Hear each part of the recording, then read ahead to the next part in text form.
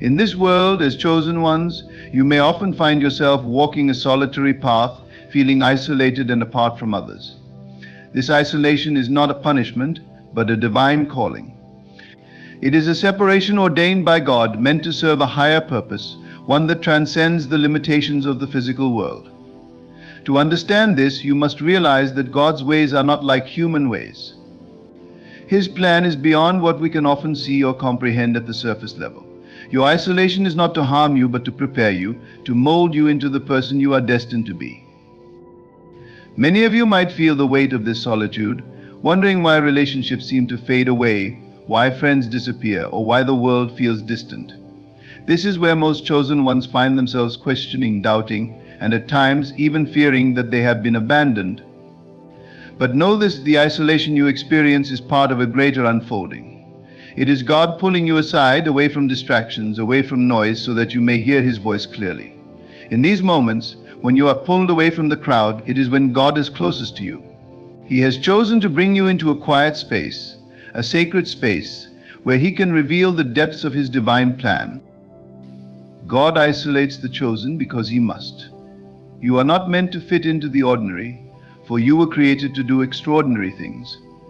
To accomplish this, you must first be separated, removed from the patterns of the world, so that you can become a vessel for higher truths, for deeper wisdom. Just as the seed must first be buried in the dark soil before it can sprout into the light, so too must you go through a period of isolation before your purpose can fully bloom. Do not mistake this period as a time of abandonment. It is, in fact, a time of preparation. God is preparing your heart, your mind, and your spirit for the work that lies ahead. During isolation, you may feel uncomfortable, even restless. But this discomfort is part of the transformation. You are being refined, just as gold is refined in the fire. The fire burns away impurities, leaving behind only that which is pure, that which is valuable. In the same way, God's isolation burns away the things that no longer serve you, the doubts, the fears, the attachments to the old ways of being. You are being purified, prepared for the next chapter of your journey. And though it may be painful at times, it is necessary. You are being transformed into someone who can handle the weight of the divine purpose that has been placed upon your life. God isolates you because He needs you to listen, to be still, and to receive. In the stillness, you will begin to understand that everything is unfolding according to divine timing. You cannot rush this process. Just as a flower blooms in its own season, so too will your purpose unfold at the right time. Trust that this isolation is not a delay but a necessary pause. God is aligning everything in your favor, but first you must be aligned with Him. This is why He pulls you away from the noise, from the distractions, so that you may attune yourself to His frequency, to His voice. Often we associate isolation with loneliness, but chosen ones, there is a vast difference between being alone and being lonely. When God isolates you, He is not leaving you alone. On the contrary, He is inviting you into deeper communion with Him. He is drawing you closer so that you may lean on Him, depend on Him, and trust Him more fully. You are never truly alone when you are with God. His presence surrounds you, even when you cannot see it. His hand is guiding you, even when you do not feel it. In this sacred solitude, you are being invited into a higher level of intimacy with the divine. It is in this place of isolation where revelations occur, where the veil is lifted, and you begin to see life through the eyes of the Spirit. As chosen ones, you must stop worrying about the isolation. Worry is a sign of mistrust. It is the mind clinging to fear, imagining worst-case scenarios. But God does not work through fear. He works through faith. The path of the chosen one is one of faith, not of sight. You may not always see what is ahead, but you must trust that God is leading you exactly where you need to be. Do not let worry cloud your vision or rob you of your peace. Instead, allow this time of isolation to deepen your trust in God. Trust that He knows what He is doing, that He sees the bigger picture, and that He is orchestrating everything for your highest good. The world may not understand your journey. People may question why you seem to withdraw, why you are no longer participating in the things you once did. But remember, the path of the chosen one is not for everyone to understand. You are being called to walk a different path, one that requires you to detach from the things of the world so that you can focus on the things of the Spirit. This detachment is not a loss, but a gain. You are gaining a deeper connection with God, a clearer understanding of your purpose, and a greater sense of peace. Do not disappear in this isolation. It is tempting when we feel isolated to want to withdraw completely, to shut ourselves off from the world. But this is not what God intends. He does not isolate you so that you will vanish into the background. He isolates you so that you can emerge stronger, more focused, more aligned with your purpose. Use this time wisely. Seek God in the quiet moments. Pray, meditate, and listen. The answers you seek are already within you, waiting to be uncovered. But you must be still enough to hear them. Chosen ones, God isolates you because He has set you apart. You are not meant to follow the crowd, to do what everyone else is doing.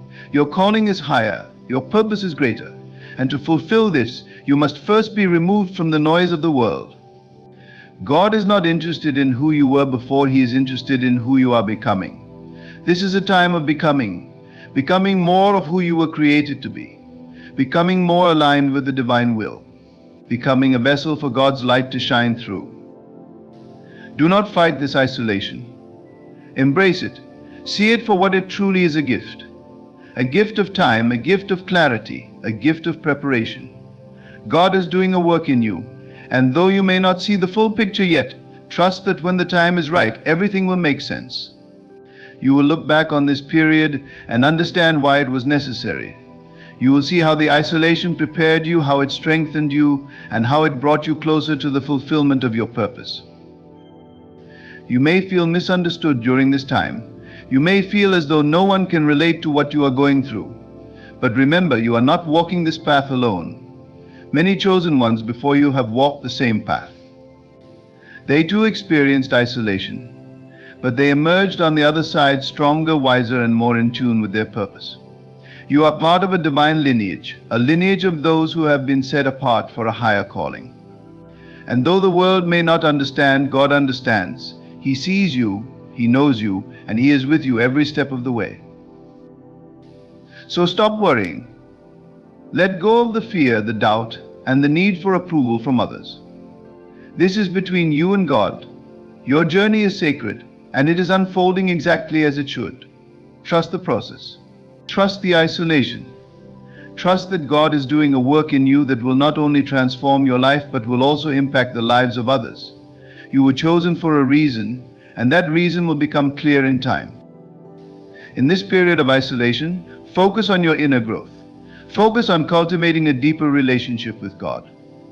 This is the time of preparation, and what you do during this time will determine how you step into the next phase of your journey.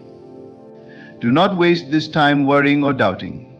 Instead, use it to strengthen your faith, to sharpen your vision, and to align yourself with the divine purpose that is unfolding in your life. Chosen ones, God isolates you because He is preparing you for something greater, something that requires you to be fully present, fully aware, and fully aligned with His will. Do not disappear in this isolation. Instead, allow it to transform you, to elevate you, and to bring you closer to the fulfillment of your divine destiny.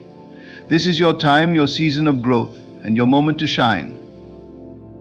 Trust the process, trust the isolation, and trust that God is with you every step of the way. As you move through this period of isolation, it's essential to remember that God is always working on your behalf, even when it seems as though nothing is happening. The silence that you may experience during this time is not a void, but rather a space where God is cultivating growth within you. This isolation allows you to break free from distractions and truly align with the divine will. And it's here that you begin to tap into the power that lies within you. The power that has always been there, but is now being fully awakened. You see, chosen ones, God isolates you because He knows that the path you are on requires focus, discipline, and a level of awareness that can only be achieved through solitude. It's easy to get caught up in the noise of the world, in the opinions and judgments of others, but God knows that in order for you to step into your true calling, you must first step away from those distractions. The world will always try to pull you in different directions, but in isolation you learn to stand firm, to trust your inner guidance, and to rely on the voice of God above all else. This period of separation is also a time for you to deepen your connection with yourself. So often we are conditioned to seek validation and approval from external sources. But when you are isolated, those external sources fade away, and you are left with yourself. This is where true transformation begins. In the quiet, you come face to face with your fears, your insecurities, and your doubts. But you also come face to face with your strength, your resilience, and your faith. It is in this space that you begin to understand that everything you need is already within you. God isolates you because He wants you to understand the power of being alone with Him. There is a sacredness in solitude, a sacredness that allows you to commune with God in ways that are not possible when you are surrounded by the noise of the world. In isolation, you are given the opportunity to listen, to truly hear the whispers of the divine, and to receive the guidance that will carry you through the next phase of your journey. This is a time of divine downloads where revelations are given, insights are unveiled, and your spiritual awareness is heightened. As chosen ones, you must stop worrying about the opinions of others. People may not understand why you are being pulled away, why you seem to be walking a different path, but that is not for them to understand. Your journey is unique, and it is not meant to be validated by others. God is the one who validates you, who calls you, and who ordains your steps. Trust that His approval is all that you need. The opinions of others will fade, but God's plan for your life is eternal. During this time of isolation, you will also begin to recognize that the things you once thought were important no longer hold the same weight. Material possessions, status, and recognition from others lose their significance as you become more attuned to the things of the Spirit. You begin to see that true fulfillment comes from within, from your relationship with God, and from living in alignment with your divine purpose. The things of this world are temporary, but the things of the Spirit are eternal. This is why God isolates you, so that you can detach from the temporary and focus on the eternal. Isolation also gives you the space to heal. Many of you have carried wounds from the past, hurts that have not yet been addressed. In the busyness of life, it's easy to push those wounds aside, to bury them beneath the surface, but in isolation there is nowhere to hide. God brings those wounds to the surface not to harm you but to heal you. He wants you to be whole, to be free from the baggage of the past, so that you can move forward into your destiny unencumbered. This is a time of deep healing, a time to release what no longer serves you, and to allow God to mend the broken pieces of your heart. You may feel like you are losing people during this time, and in many ways you are. But understand that not everyone is meant to go where you are going. God is removing certain people from your life because their season in your journey has come to an end. This is not a loss, but a divine pruning. Just as a gardener prunes a tree to encourage new growth, God is pruning your life so that you can grow into the fullness of who you were created to be. Trust that those who are meant to stay will stay, and those who are meant to leave will leave. This is all part of God's plan. Chosen ones, you are being called to a higher level of consciousness, a higher level of spiritual awareness. This isolation is not just about removing you from the world, it's about elevating you above the limitations of the world. You are being called to see beyond the physical, to tap into the unseen, and to live from a place of divine knowing. This is where miracles happen, where manifestations occur, and where you begin to walk in the fullness of your power. But in order to access this level of consciousness, you must first be isolated. You must be still, be silent, and be willing to let go of the old so that you can step into the new. It's important to understand that isolation is not a permanent state. It is a season, a necessary phase in your journey, but it will not last forever. There will come a time when God will call you out of isolation, and you will step into the world with a new sense of purpose, a new sense of clarity, and a new sense of power. But you must be patient during this season. You must allow God to do the work He is doing in you. Rushing the process will only hinder your growth. Trust that God's timing is perfect, and that everything is unfolding exactly as it should. In this period of isolation, you are being given the opportunity to strengthen your faith. Faith is not just a belief in God, it is a deep, unwavering trust that God is working everything out for your good, even when you cannot see it. This is the essence of faith: to walk by faith, not by sight. To trust in the unseen, in the promises of God, even when your circumstances tell you otherwise. Isolation strengthens this faith because it forces you to rely solely on God. There is no one else to lean on, no one else to turn to, and in this space, you learn that God is enough. He is your provider, your protector, your guide, and your source of strength. You are being prepared for something greater. God is isolating you because He is preparing you for a role, a mission, a purpose that requires you to be fully aligned with Him. This preparation is not always easy, but it is necessary. You are being equipped with the tools, the knowledge, and the wisdom that you will need to fulfill your divine assignment. Do not despise this time of preparation. Embrace it, knowing that God is shaping you into the person you need to be in order to carry out His plan for your life. Chosen ones, you are being transformed. The isolation is not just about removing you from the world, it is about transforming you from the inside out. God is renewing your mind, refining your spirit, and aligning your heart with His will. This transformation is a process, and it takes time, but when you emerge from this season, you will be a new creation, equipped and empowered to walk in your purpose with confidence and clarity. Do not disappear in this isolation. Do not retreat into the shadows or allow fear to consume you. This is your time to rise, to stand firm in your faith, and to trust that God is leading you exactly where you need to be. The isolation may be uncomfortable, but it is in the discomfort that growth occurs. It is in the silence that revelations are given. It is in the solitude that you are drawn closer to God.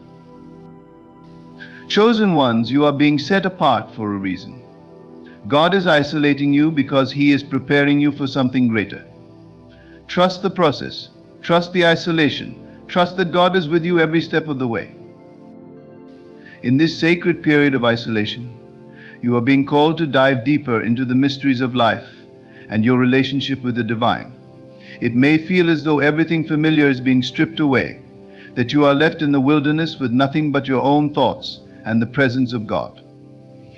But understand this: the wilderness is where the most profound transformations occur. It is where you discover who you truly are without the influence of the world telling you who to be. It is where the illusions fall away and the truth of your being emerges. You are being given the gift of seeing yourself clearly through God's eyes, without the distortions of societal expectations and the judgments of others. As chosen ones, you have been set apart for a divine purpose, and that purpose cannot be fulfilled while you are entangled in the distractions of everyday life. There are times when God needs to pull you away from the noise, from the chaos, so that you can hear His voice more clearly. This is why isolation is necessary. It is in the stillness that you begin to hear the whispers of God's guidance, the nudges of the Spirit leading you toward your destiny. In this space, you are being recalibrated, refocused, and recentered on the things that truly matter. The isolation may feel uncomfortable at times, even painful, but remember that growth rarely happens in comfort. Just as a seed must be buried in darkness before it can sprout into the light, you too must go through this season of isolation to emerge stronger, wiser, and more aligned with your divine purpose. The discomfort you feel is not meant to harm you, it is meant to stretch you, to expand your capacity for faith, for love, and for understanding. You are being prepared for a greater calling, and that preparation requires moments of solitude, moments where you are forced to rely on nothing but God and your inner strength. This process is not about punishment, it is about preparation. God isolates you because He sees what you cannot yet see. He knows the path that lies ahead, and He knows what you will need in order to navigate it successfully. This period of isolation is where He equips you with the tools, the wisdom, and the resilience that you will need to fulfill your destiny. It is where He sharpens your vision, strengthens your resolve, and deepens your connection to Him. Trust that this isolation is not a delay or a setback, it is a necessary step in the unfolding of your divine purpose. In isolation, you are also given the opportunity to shed the old versions of yourself that no longer serve you. There are aspects of your personality, your beliefs, and your habits that may have been formed through your interactions with the world, but they are not aligned with your true self. This is the time for releasing those parts of you that have been shaped by fear, by insecurity, and by the need for external validation.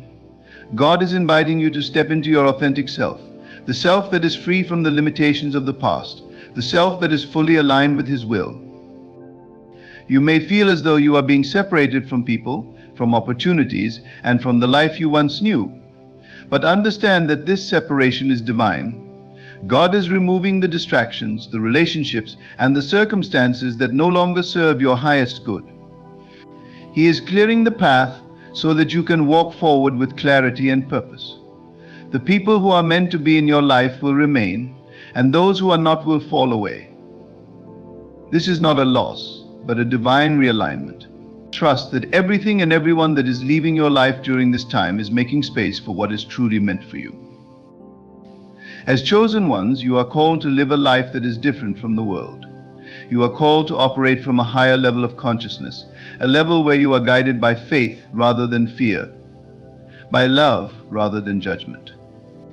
This is why God isolates you, so that you can develop the spiritual maturity needed to walk this path.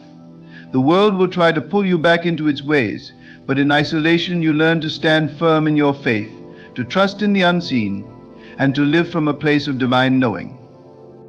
You begin to understand that your power does not come from external circumstances or the approval of others. It comes from within, from your connection to the divine. In this time of isolation, you are also being called to cultivate patience. The journey of a chosen one is not a sprint, it is a marathon. There will be times when it feels as though nothing is happening, when the promises of God seem distant, but it is in those moments that your faith is being strengthened. Patience is not about waiting idly, it is about trusting in the process, trusting that God's timing is perfect, even when it does not align with your own.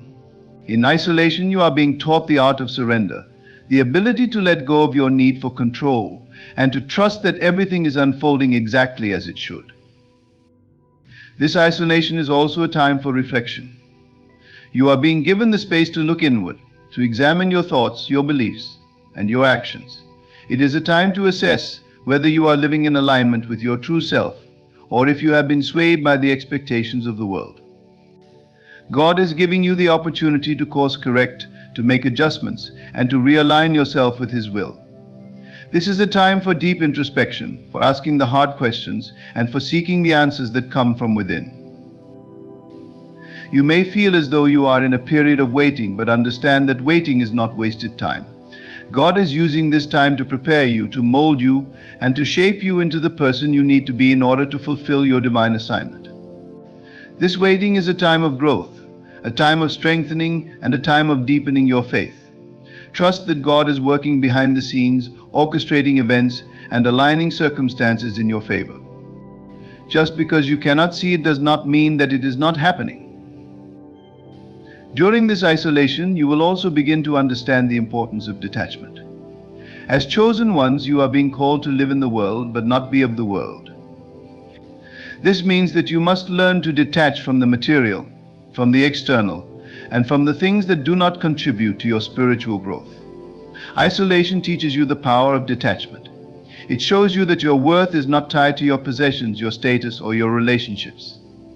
Your worth comes from your connection to God, and that is something that can never be taken away. You may feel alone during this time, but understand that you are never truly alone. God is with you every step of the way, guiding you, supporting you, and protecting you. This isolation is not meant to make you feel abandoned. It is meant to draw you closer to God. In this space, you are being invited to lean on Him in ways that you never have before. You are being called to deepen your trust, to strengthen your faith, and to rely on Him as your source of strength. This is a time of divine revelation. In isolation, you are being given the opportunity to receive insights, wisdom, and guidance that will propel you forward on your journey. This is a time when God speaks to you more clearly, when the noise of the world is silenced, and you are able to hear His voice more distinctly. Pay attention to the signs, the dreams, and the messages that come to you during this time. They are not coincidences, they are divine communications meant to guide you on your path. You are being called to rise above the limitations of the world and to step into your divine power. This isolation is preparing you for something greater, something that requires you to be fully aligned with your purpose and with God's will. Trust the process, trust the isolation, and trust that everything is working together for your good. This is your time to be still, to listen, and to allow God to do His work in you. As chosen ones, you are being set apart for a reason. This isolation is not a punishment, it is a preparation. God is shaping you, molding you, and preparing you for a divine assignment that requires you to be fully aligned with Him. Do not resist this process. Embrace it, knowing that it is leading you toward your destiny. Trust that God is with you, guiding you, and supporting you every step of the way. You are being prepared for something greater, something divine, and this isolation is a necessary part of that preparation. Trust the process, trust God, and trust yourself. In this space of isolation, it is important to realize that what may seem like loneliness is actually divine protection. You are not isolated because you are forgotten, you are isolated because you are chosen. There are battles that God is shielding you from, relationships that He is pulling you away from, and situations that He is redirecting you out of. You may not fully understand it now, but there is a reason for every closed door, every unanswered prayer, and every moment of solitude. In these moments, God is protecting you from things that would hinder your growth, your progress, and your alignment with His will. This isolation is a form of divine protection, a shelter from the storm, and a safe haven where you can recalibrate and prepare for the next chapter of your life. God isolates you because He knows the weight of the assignment on your life. As a chosen one, your path is not like that of others. There is a higher calling on your life, and with that calling comes a greater responsibility. God is not interested in quick fixes or temporary success. He is interested in the long game, in the fulfillment of your purpose over the course of your life. This is why He takes the time to isolate you, to prepare you, and to equip you for the journey ahead. He knows the battles you will face, the challenges you will encounter, and the obstacles that will come your way. In this time of isolation, He is strengthening you, refining you, and preparing you for the battles that lie ahead. You may feel as though you are missing out on life, that while others are moving forward, you are standing still. But understand this: God's timing is perfect. While it may seem like nothing is happening, everything is unfolding exactly as it should. There is a divine timing for everything. And just because it is not happening in your time does not mean it is not happening. God is working behind the scenes, orchestrating events, aligning circumstances, and preparing the way for you. This isolation is not a delay, it is a preparation. It is a time for you to build your spiritual muscles, to deepen your faith, and to develop the resilience that will carry you through the challenges ahead. In this period of isolation, you are also being called to release control. As chosen ones, we often feel the need to be in control, to have everything figured out, and to know exactly what is going to happen next. But God is calling you to surrender that need for control and to trust in His plan. This isolation is a time for you to let go of your expectations, your timelines, and your need for certainty. It is a time for you to lean into faith, to trust that God's plan is greater than anything you could imagine, and to believe that He is working all things together for your good. This is a time for surrender, for letting go of the need to have all the answers, and for trusting that everything is unfolding exactly as it should. The isolation you are experiencing is also an invitation to deepen your relationship with God. In the busyness of life, it is easy to lose sight of what truly matters. We get caught up in the demands of the world, in the pursuit of success, and in the approval of others. But in isolation, God is calling you back to Him. He is inviting you to spend time in His presence, to seek His guidance, and to deepen your connection with Him. This is a time for prayer, for meditation, and for listening to the still, small voice of God. In this space, you will find the peace, the clarity, and the direction that you need to move forward. As chosen ones, we are not called to walk the same path as everyone else. We are called to a higher standard, to a deeper level of faith, and to a greater level of responsibility. This is why God isolates us, because He knows that we cannot fulfill our purpose if we are distracted by the things of the world. He knows that in order to walk in our calling, we must be set apart, we must be focused, and we must be fully aligned with His will. This isolation is a time for you to refocus, to realign, and to recommit to the path that God has set before you. You may feel as though you are being stripped of everything familiar, that the life you once knew is falling away. But understand that this stripping away is necessary for your growth. God is removing the things that no longer serve you, the relationships that are holding you back, and the circumstances that are not aligned with your purpose. He is clearing the way for something greater, something that is in alignment with His plan for your life. This is not a time of loss, it is a time of preparation. God is making space for the new, for the things that are truly meant for you, and for the opportunities that are in alignment with your highest good. In isolation, you are also being called to cultivate inner strength. The path of the chosen ones is not an easy one. There will be challenges, there will be obstacles, and there will be moments of doubt. But in this time of isolation, God is teaching you to rely on your inner strength, to trust in your own resilience, and to believe in your ability to overcome anything that comes your way. This is a time for you to build your spiritual muscles, to strengthen your faith, and to develop the fortitude that will carry you through the storms of life. In this space, you are learning that your strength does not come from external circumstances or from the approval of others. It comes from within, from your connection to God. This period of isolation is also a time for you to redefine your priorities. In the busyness of life, it is easy to lose sight of what truly matters. We get caught up in the pursuit of success, in the desire for recognition, and in the need for external validation. But in isolation, God is calling you to reassess your priorities, to realign your focus, and to remember what truly matters. This is a time for you to let go of the things that are not serving your highest good, to release the need for external approval, and to focus on the things that are in alignment with your purpose. This is a time for you to refocus on your relationship with God, on your spiritual growth, and on the things that truly matter in the grand scheme of your life. In isolation, you are also being given the opportunity to heal. There may be wounds from the past, unresolved pain, or unhealed trauma that you have been carrying with you. In the busyness of life, it is easy to push these things aside, to avoid dealing with them, and to distract yourself with external pursuits. But in isolation, God is giving you the space to heal, to release the past, and to step into a new chapter of your life. This is a time for deep healing, for letting go of the things that have been holding you back, and for stepping into the fullness of who you are meant to be. You may feel as though you are in a period of waiting, but understand that this waiting is not wasted time. God is using this time to prepare you, to equip you, and to mold you into the person you need to be in order to fulfill your purpose. This waiting is a time of growth, a time of strengthening, and a time of deepening your faith. Trust that God is working behind the scenes, orchestrating events, and aligning circumstances in your favor. Just because you cannot see it does not mean that it is not happening.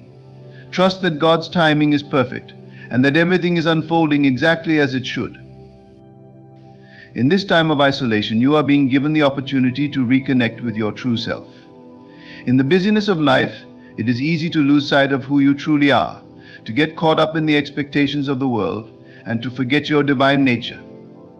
But in isolation, God is inviting you to rediscover your true self, to reconnect with your soul, and to remember the truth of who you are.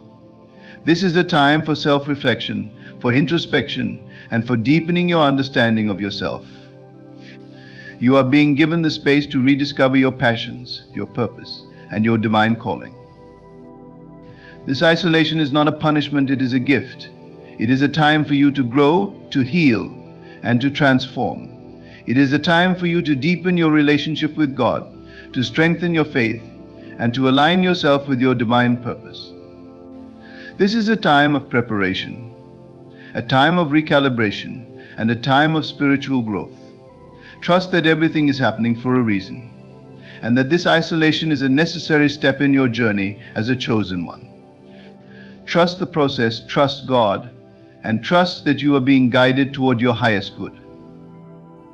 As you continue to walk through this season of isolation, it is crucial to understand that the silence around you is not a void, it's a divine conversation happening between you and God. In these quiet moments, you may feel like your prayers aren't being answered, or that your cries for help are falling on deaf ears. But know this: God is always listening, and more importantly, He is responding in ways that you might not yet comprehend. What seems like a pause in your life is, in fact, a moment of profound spiritual growth. In the isolation, you are being given the opportunity to hear God in a way that is not possible when you are surrounded by the noise and distractions of the world. The stillness is not a punishment or a sign of abandonment. It is a chance for you to cultivate a deeper awareness of God's presence. In the silence, your soul begins to resonate with the truth that God is always near, always working in your favor. You may not see it, you may not feel it, but His presence is constant and unwavering. It is in these moments of quiet that you can begin to hear the subtle whispers of divine guidance, the gentle nudges that lead you toward your destiny. Sometimes God speaks in a thunderous voice that shakes the foundations of your world, but more often than not, He speaks in the soft, quiet moments when you are alone with Him. This isolation is a divine classroom. It is here, in this solitude, that you are being taught some of the most important lessons of your life. The greatest teachers are often not the loudest voices, but rather the quiet spaces where you are forced to confront yourself, your fears, your doubts, and your deepest desires. In this sacred space, you are learning patience, perseverance, and trust. Patience because you are realizing that good things take time, perseverance because you are building the strength to keep going even when the path is unclear, and trust because you are learning to rely on God's plan even when it doesn't match your own. You may be wondering why the isolation is so long, why the waiting seems endless. But remember, great things take time to manifest. Just as a seed must be buried in the ground and remain hidden before it can sprout and grow, so too must you be hidden for a time. This hidden season is not a period of inactivity, it is a time of preparation. In the same way that a seed must break through its shell and root itself deeply before it can rise toward the light, you are in the process of rooting yourself in faith, in purpose, and in divine truth. The chosen ones are often hidden away for a time because their purpose is too great to be rushed. The weight of your calling requires deep preparation. You cannot rush the process of becoming who you are meant to be. Like a diamond that is formed under immense pressure over time, your purpose is being shaped and refined in this season of isolation. The pressures you feel are not meant to crush you, but to refine you, to bring out the brilliance and strength that is already within you. Trust that the time you are spending in isolation is necessary for your transformation. In this time of solitude, God is working on your heart. He is softening the rough edges, healing the wounds you may have carried for years, and preparing your spirit for the greatness that lies ahead. Sometimes we are so focused on the external circumstances of our lives, our careers, relationships, and material success that we neglect the internal work that needs to be done. But God knows that in order for you to walk in the fullness of your calling, your heart must be whole, your spirit must be strong, and your mind must be aligned with His will. This isolation is a time for inner healing, for soul deep restoration, and for spiritual alignment. The temptation to disappear during this period is strong. You may feel like giving up, retreating from your purpose, and letting go of the dreams you once held so tightly. But don't. Don't let the silence convince you that God has forgotten you. Don't let the solitude make you believe that your purpose no longer matters. This is precisely the time when you need to stand firm, to hold on to your faith, and to trust that God is still moving in your life, even when you cannot see it. Remember that God isolates His chosen ones not to diminish them, but to prepare them for something far greater than they could ever imagine. In moments when the weight of isolation feels unbearable, turn your focus inward and upward. Use this time to deepen your relationship with God, to grow in your understanding of His Word, and to cultivate a deeper faith that can carry you through any storm. The isolation is a gift, even if it doesn't feel like one right now. It is an opportunity to grow in ways that are not possible when you are surrounded by distractions. It is a time to strengthen your connection with God, to refine your purpose, and to prepare for the next chapter of your life. You may feel like you are missing out on the opportunities and experiences that others are having, but understand this: what is meant for you will not pass you by. The doors that God has destined for you to walk through will open when the time is right, and not a moment before. You are not behind, you are exactly where you need to be. The isolation is not a detour, it is part of the journey. Trust that God's timing is perfect, and that the opportunities He has for you are far greater than anything you could imagine. In this time of waiting, let go of the need to compare your journey to that of others. Your path is unique because your purpose is unique. God is not asking you to walk the same path as everyone else. He is asking you to walk the path that He has specifically designed for you. This is why the isolation is necessary, because you cannot fulfill your divine purpose if you are too focused on the world's expectations. You are being set apart for something greater, and that requires a season of separation. As difficult as it may be, learn to find peace in the isolation. Learn to trust that everything is unfolding exactly as it should. The isolation is not a punishment, it is a preparation. It is a time for you to become the person you need to be in order to fulfill the purpose that God has placed on your life. Trust the process even when it doesn't make sense. Trust that God's plan is greater than anything you could ever imagine. And trust that when the time is right, you will emerge from this isolation stronger, wiser, and more prepared for the blessings that are coming your way. Remember, the greatest transformations often happen in the quietest moments. Just as a caterpillar must retreat into its cocoon before it can emerge as a butterfly, so too must you retreat into this season of isolation before you can fully step into your divine purpose. This is not the end of your story, it is the beginning of a new chapter. Embrace the isolation, for it is in this sacred space that you are being transformed into the person you were always meant to be. As you continue to walk through this season of isolation, hold on to the truth that God is with you every step of the way. You are not alone, and you are not forgotten. You are being prepared for something far greater than you can imagine. Trust the process, trust God's plan, and trust that your breakthrough is closer than you think. As you move through this period of isolation, recognize it as a profound blessing in disguise. It is not meant to break you, but to build you into the person who can fully step into the purpose God has laid out for you. This time of separation is sacred, is where you reconnect with the divine, strengthen your faith, and heal the parts of you that need restoration. Trust that you are never truly alone. God is with you, guiding you every step of the way. In this space, your spiritual foundation is being fortified, your path is being clarified, and your heart is being prepared for greater things. Do not resist this process or see it as a delay. Instead, embrace it as the divine setup that it truly is.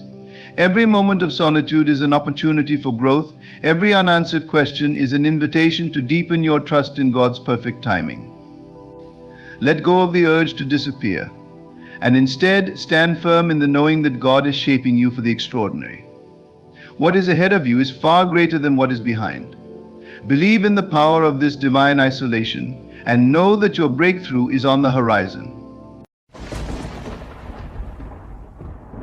You are living in a world that appears solid, structured, and deeply familiar. The people you meet, the places you visit, the events that unfold, everything seems real, tangible, and permanent. But what if I told you that this world, this reality, is more like a dream? A dream you are participating in, one that you are not just living within, but are also the creator of, without even knowing it. This might sound like fantasy, but what if the truth of existence is far more mysterious than you've been led to believe? What if your entire life is happening within a grand simulation? Everything you experience, everything you perceive, is a reflection of your beliefs, your inner thoughts, and your imagination. The way out of this simulation is not by breaking some external barrier or unlocking hidden doors, but by awakening to the true nature of yourself and the power you hold. You are not a victim of circumstances, nor are you trapped within this world unless you believe you are. Look around. Everything you see is a product of your focus and attention. Every obstacle, every success, every person, and every event in your life was drawn to you through your awareness. You might believe you are subject to the whims of fate or destiny, but in reality, it's all a projection of your inner world. You are the architect of your own experience. The world is a mirror reflecting not what you want, but what you deeply believe. The illusion of the simulation is that the world exists outside of you, that it is separate and independent of your thoughts. But this couldn't be further from the truth. This world, this experience, is a stage where your inner convictions play out. It's like a dream where everything feels so real, yet the moment you wake up, you realize it was all a creation of your mind. The exit from the simulation is not physical, it's not something you can find with your eyes. It's an internal shift, a transformation of perception. You exit the simulation by awakening to the knowledge that you are both the dreamer and the dream. You are the source from which all of this springs. You must begin to understand that the power lies within you. The laws of this simulation are simple. What you believe is what you experience. Your beliefs shape your reality. Your thoughts, especially those deep, habitual ones that operate below the surface, govern the conditions of your life. If you believe in lack, you will experience lack. If you believe in love, love will surround you. The exit is not found in trying to manipulate the external world, but in transforming the inner world, the place where the simulation begins. Start to see the patterns in your life, the recurring situations, the repetitive struggles. These are not random occurrences. They are the result of the energy you've been carrying, the beliefs you've held for too long without question. When you become aware of these patterns, you've taken the first step toward breaking free. The key is not in resistance, but in recognition.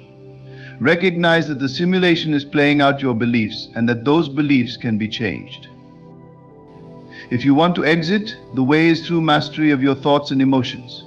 Too often we allow ourselves to be tossed around by external events, reacting to the world as if it's in control of us. But what if you flipped the script? What if, instead of reacting to the world, you acted as the creator? Imagine if you consciously decided the kind of life you wanted, the experiences you desired, and the person you wanted to be. That's where the power lies. You are not powerless. You've never been powerless. The illusion is that you need to fight or strive to change the world around you. But in truth, you need only to change yourself, and the world will follow. It's like waking up from a dream. In a dream, no matter how real it seems, the moment you realize you are dreaming, you can control the dream, you can shift it, shape it, and make it whatever you wish. This world, this so-called simulation, is no different. But how do you awaken to this knowledge? How do you step out of the old patterns, the limiting beliefs, the constraints that seem to bind you? It begins with awareness. You must begin to observe yourself not as a passive participant, but as a creator. Watch your thoughts, your reactions, your feelings. These are the keys that unlock the exit. Every time you catch yourself in a negative thought, every time you notice a belief that limits you, that is an opportunity to break free. You are not your thoughts, you are the awareness behind them. Start imagining the life you desire. Visualize it in great detail. See it, feel it, and know it to be real, even if the world around you says otherwise. The simulation responds to your inner state, not the other way around. If you maintain a state of abundance, abundance will manifest. If you remain in a state of love, love will appear in your life. The exit from the simulation is not some far-off destination. It's here, in this moment, waiting for you to realize that you've had the key all along. Stop allowing external events to dictate your reality. Start dictating your reality through the power of your imagination. Imagination is the tool that frees you from the constraints of the world. It is your direct connection to the infinite. The images you hold in your mind, the feelings you entertain, these are the blueprints for your life. The more you align with the reality you desire in your inner world, the more the outer world will shift to match it.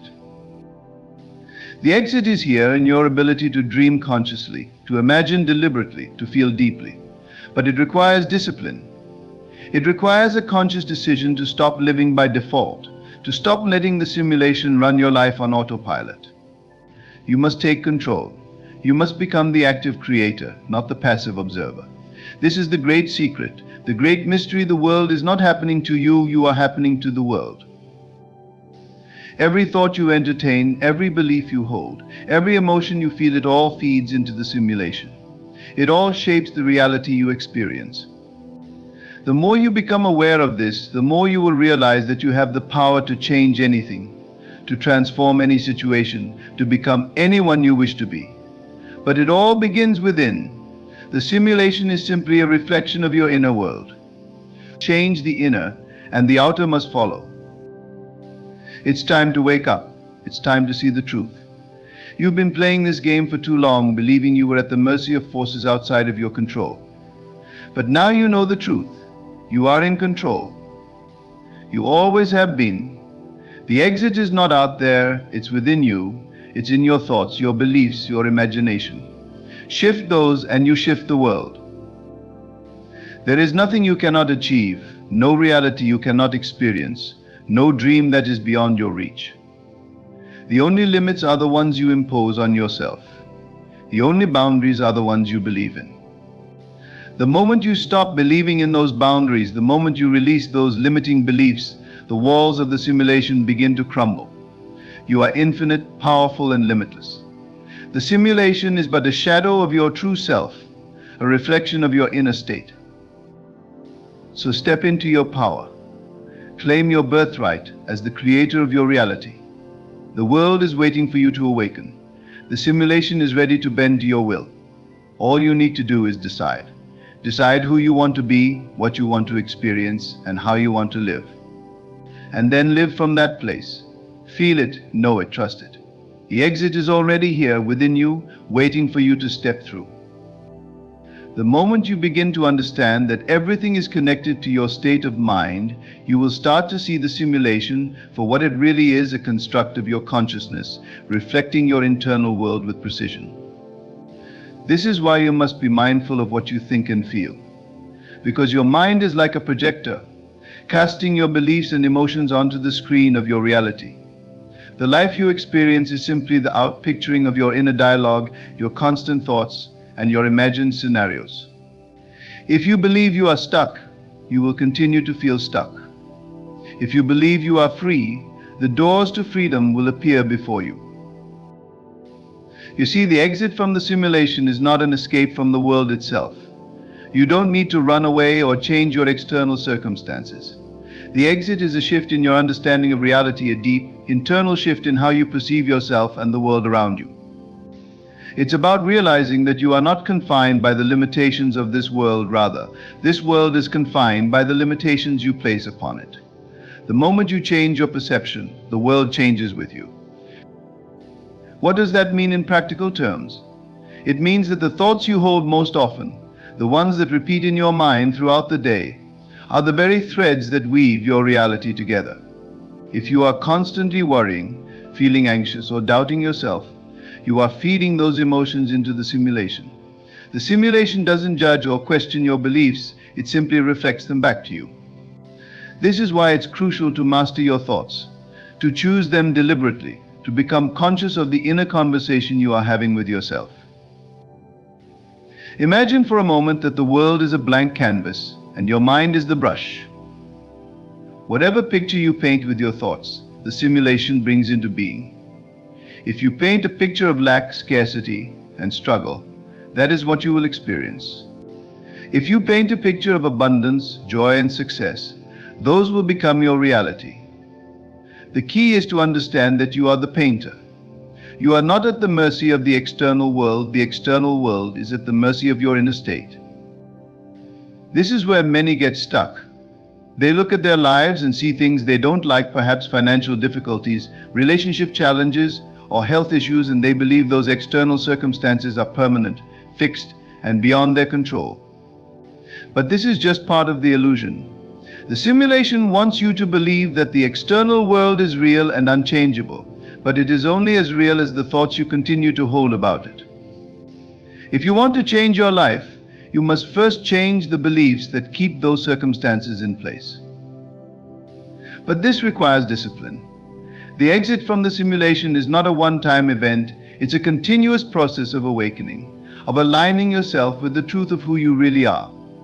You must be vigilant in your thoughts, guarding against negativity and doubt.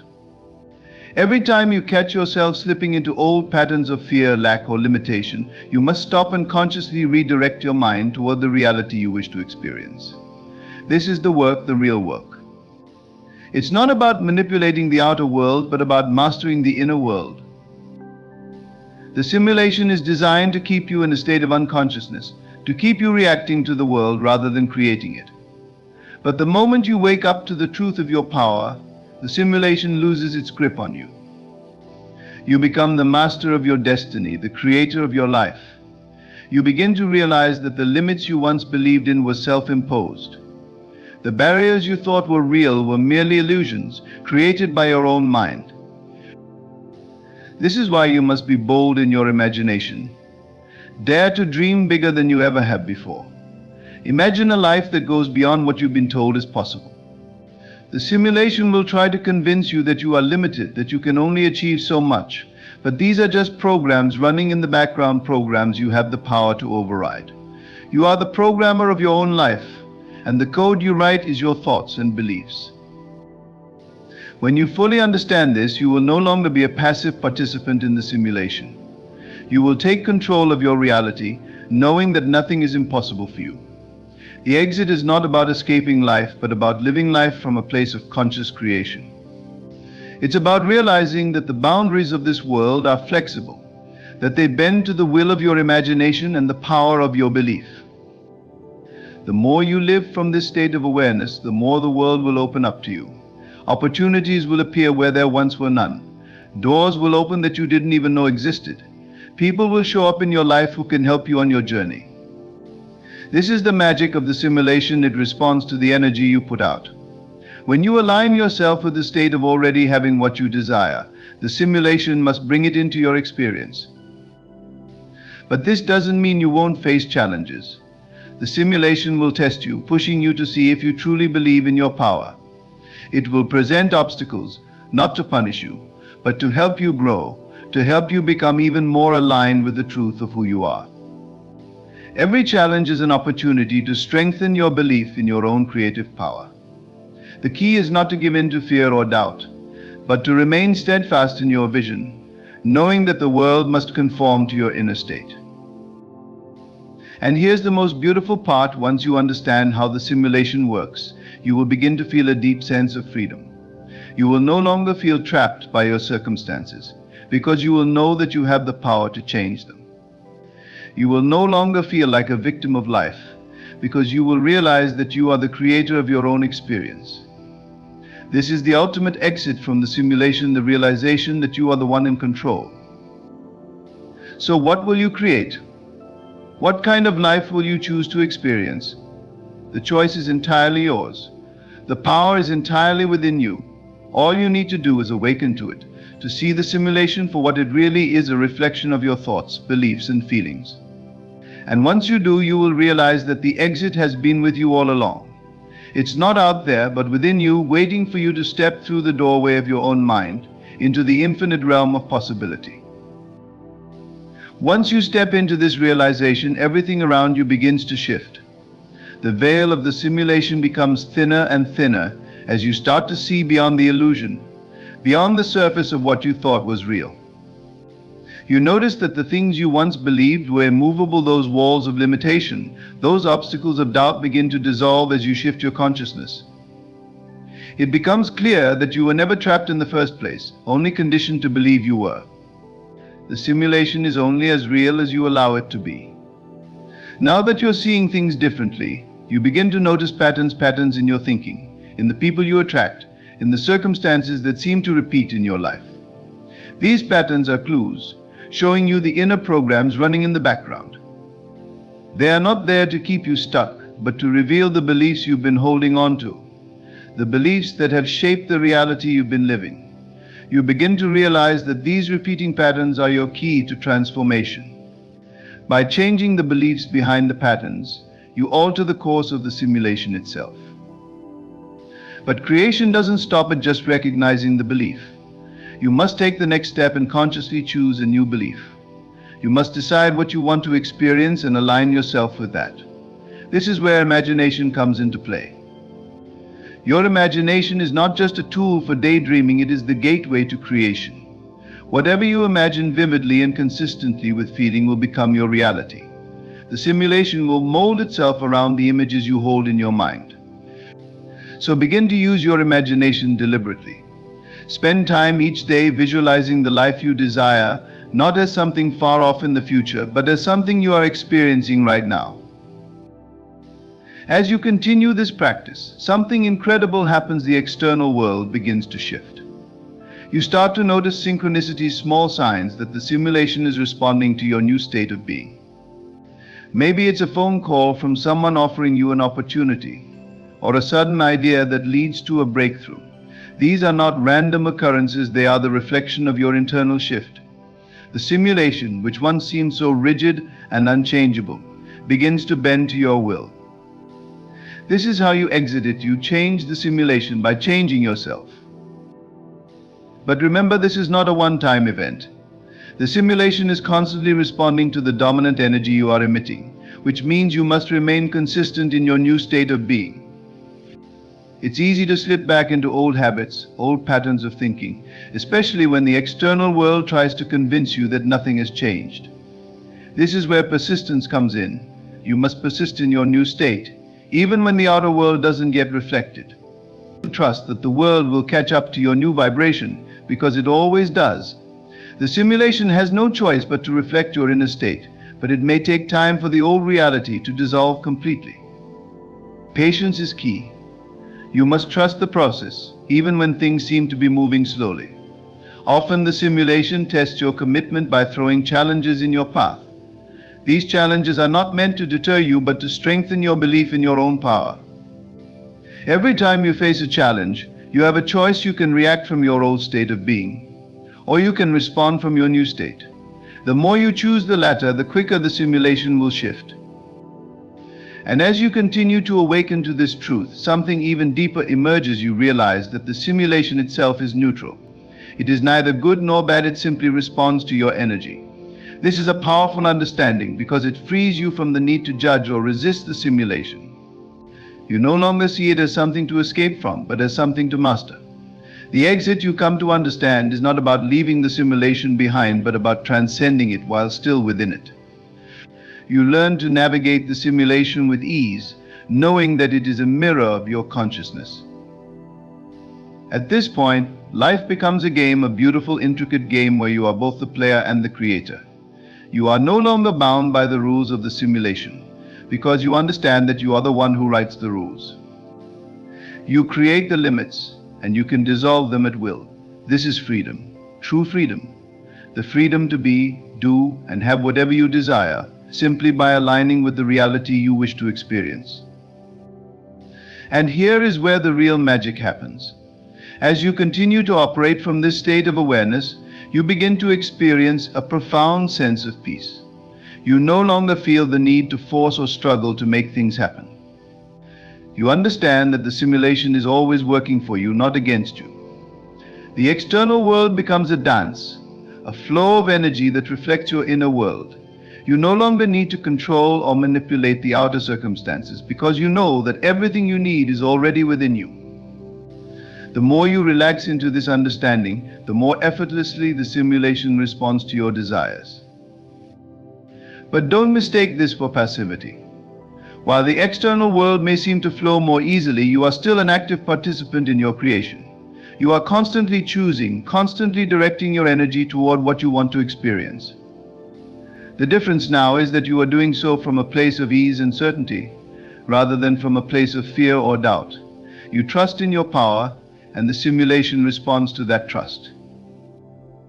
The people around you may not understand what is happening. They may continue to operate within the simulation, believing that life is happening to them rather than for them. But you will know the truth. You will see the simulation for what it really is, a beautiful, flexible, ever-changing reflection of your inner state. And as you continue to live from this awareness, you will inspire others to awaken as well. Your life will become a living example of what is possible when you exit the simulation and step into your true power. So where do you go from here? you continue to create. You continue to explore the limitless possibilities that are available to you. The simulation is not your prison, it is your playground. You are not bound by its rules, you are the author of them. Every moment is an opportunity to create something new, something beautiful, something that reflects the highest version of yourself. This is your invitation to step into the fullness of who you are, to recognize that you are the creator, the dreamer, and the dream. The simulation is yours to command, yours to shape, yours to transform. The exit is not somewhere out there, it is within you. It is your awareness, your consciousness, your ability to choose a new reality. And once you see this, once you feel this, there is no going back. You are free. Free to create, free to explore, free to live the life you were always meant to live. The world, the simulation, will continue to reflect your consciousness. The question is, what will you choose to create next? The possibilities are endless. The power is yours. You stand at the precipice of infinite potential. The world around you, which once felt like a maze of confusion, now unfolds as a vast canvas upon which you can paint your desires. The simulation no longer feels like a trap, it becomes a field of endless opportunities. Every thought, every feeling, every intention you hold is a stroke of your brush. The colors you choose, the emotions you immerse yourself in, they are all shaping the landscape of your reality. When you realize that everything around you is a reflection of your inner world, something profound happens. You begin to let go of the need to control the outer circumstances, the people, and the events. Instead, you shift your focus inward, understanding that the key to transforming the external world lies in mastering the internal one. This is the essence of exiting the simulation, realizing that everything begins within you. At first, this might seem like a challenging concept to fully grasp.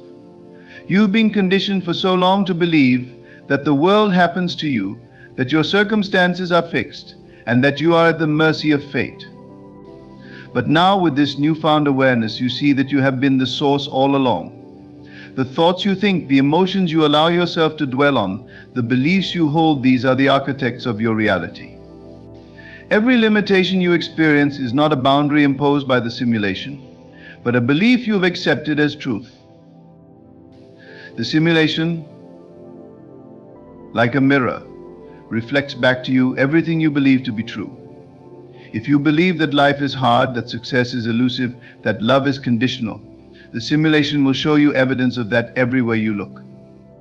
But as soon as you change those beliefs, as soon as you shift your focus to new possibilities, the simulation shifts with you. It cannot help but do so, because it is merely reflecting your consciousness. This is why your imagination is so powerful. When you imagine something with feeling, you are planting a seed in the simulation, a seed that will grow and manifest in your external world. But here's the key, it's not enough to just imagine once and then forget about it. You must dwell in the feeling of your desire already being fulfilled. You must make that state of being your new home. This is the true exit from the simulation, when you live in the consciousness of your desired reality, regardless of what the outer world currently shows you. You must trust that the outer world will eventually conform to your inner state, because it always does. The simulation is programmed to reflect your dominant state of being. It is law. As you immerse yourself in this new understanding, you begin to see that the simulation is neutral. It has no agenda, no will of its own. It simply reflects what you believe to be true. This is why two people can experience the same event in completely different ways. One person sees an obstacle, while another sees an opportunity. One person feels fear, while another feels excitement. The difference is not in the event itself, but in the state of consciousness of each person. The simulation is responding to both of them, giving each exactly what they expect to see. This is why it's so important to guard your mind. You cannot allow yourself to be swayed by the outer world, because the outer world is simply a reflection of past thoughts and beliefs. If you react to what you see, you only reinforce the current simulation. But if you can hold steady in the face of challenges, if you can maintain your inner state of belief in your desired outcome, the simulation will eventually shift to match that belief. This requires discipline. It requires a deep commitment to your inner work. You must be willing to look beyond the current reality and trust in the unseen. You must be willing to live in the feeling of your wish fulfilled, even when there is no physical evidence of it yet. This is where so many people get stuck. They want to see the change before they believe it's possible. But that's not how the simulation works. You must believe it first, and then the change will come. Think of it like planting a seed in the ground. When you plant the seed, you don't expect to see the plant immediately. You understand that there is an unseen process happening beneath the surface. You trust that if you water the seed and give it sunlight, it will grow in time. The same is true for your desires. When you hold a vision in your mind and dwell in the feeling of it being already real, you are watering that seed. The more you nourish it with your belief and attention, the faster it will grow and manifest in the physical world. But just as with a seed, if you dig it up every day to see if it's growing, you disrupt the process. You must allow time for the unseen forces of the simulation to do their work. This is where faith comes in. You must trust that the process is working, even when you can't see the results yet. You must remain patient and persistent, knowing that the outer world will eventually reflect your inner world. As you continue on this journey, you will begin to notice subtle shifts in your reality. Maybe it's a conversation that opens a new door, or an unexpected opportunity that seems to come out of nowhere. These are signs that the simulation is responding to your new state of being. But you must not become complacent. You must continue to nurture your inner state, to stay focused on your desired outcome, and to resist the temptation to fall back into old patterns of thinking. The more you do this, the more you will realize that you are not just exiting the simulation, you are mastering it. You are learning to navigate the world with a new level of awareness, understanding that you are the creator of your reality. The simulation is no longer something to escape from, it is something to work with. You begin to see it as a tool, a canvas upon which you can express your deepest desires. And as you master this, life begins to feel lighter, more joyful. The struggles that once seemed so overwhelming lose their power over you. You no longer feel the need to force things to happen or to control every detail of your life. You understand that the simulation will bring you exactly what you need, exactly when you need it, as long as you remain aligned with your inner vision. This is the true freedom that comes from exiting the simulation. It's not about escaping to some other dimension or leaving the physical world behind. It's about rising above the limitations of the mind, stepping into the role of creator, and consciously directing your energy toward what you want to experience. It's about living in a state of flow, where everything feels effortless and aligned. And as you embody this new state of being, you become a magnet for all that you desire. The people, opportunities, and experiences that align with your vision are drawn to you effortlessly. You no longer have to chase after them, they come to you. This is the power of exiting the simulation. You no longer feel like you are at the mercy of the world around you. You understand that you are the source, the creator, the one who holds the key to your own reality. Every moment is an opportunity to create something new, to step into a higher version of yourself, to expand your consciousness and experience the limitless potential that is available to you. The simulation is here to serve you, to reflect back to you the truth of who you are. And as you continue to awaken to this truth, the boundaries of the simulation will dissolve, revealing a world of infinite possibilities. So now, as you stand at this threshold, the question is no longer whether you can exit the simulation. The question is, what will you create once you do? The answer is entirely up to you. The power is in your hands. The simulation awaits your command. What will you choose? As you stand on the brink of this realization, the question you must ask yourself is not about the limitations that once surrounded you, but about the infinite potential that lies ahead. The world you once perceived as rigid, constricting, or immovable is now revealed as fluid, flexible, and responsive to your very thoughts, your emotions, and your beliefs. You are not bound by the simulation. In fact, you are the master of it. Imagine waking up each day with the awareness that you are not merely participating in life, but creating it. The events, the circumstances, and even the people you encounter are reflections of the energy you emit. The simulation mirrors your inner state. And this knowledge is your greatest tool. You are the painter, the architect, and the builder of your own reality. With every thought you think, every belief you hold, and every emotion you nurture, you are shaping the world around you. There is a tremendous sense of freedom in realizing that nothing in the outer world can dictate who you are unless you allow it. The simulation can no longer convince you that you are powerless. It can no longer persuade you to feel small, insignificant, or helpless. You now understand that the power to exit the limitations of the simulation lies entirely within you. It's not about leaving the physical realm or transcending into another dimension. No, it's about rising above the mental constraints that have held you back. It's about shedding the false beliefs that have kept you confined, breaking free from the self-imposed limits that have been reinforced by the illusion of external control. When you change your inner state, when you shift your consciousness, the simulation has no choice but to follow suit. This is the law. It is inevitable. The outer world must reflect your inner state of being. And so the process of exiting the simulation is not one of struggle or effort. It is not about fighting against what is, nor is it about escaping to some distant place. It is about becoming fully conscious of the fact that you are the creator of your reality.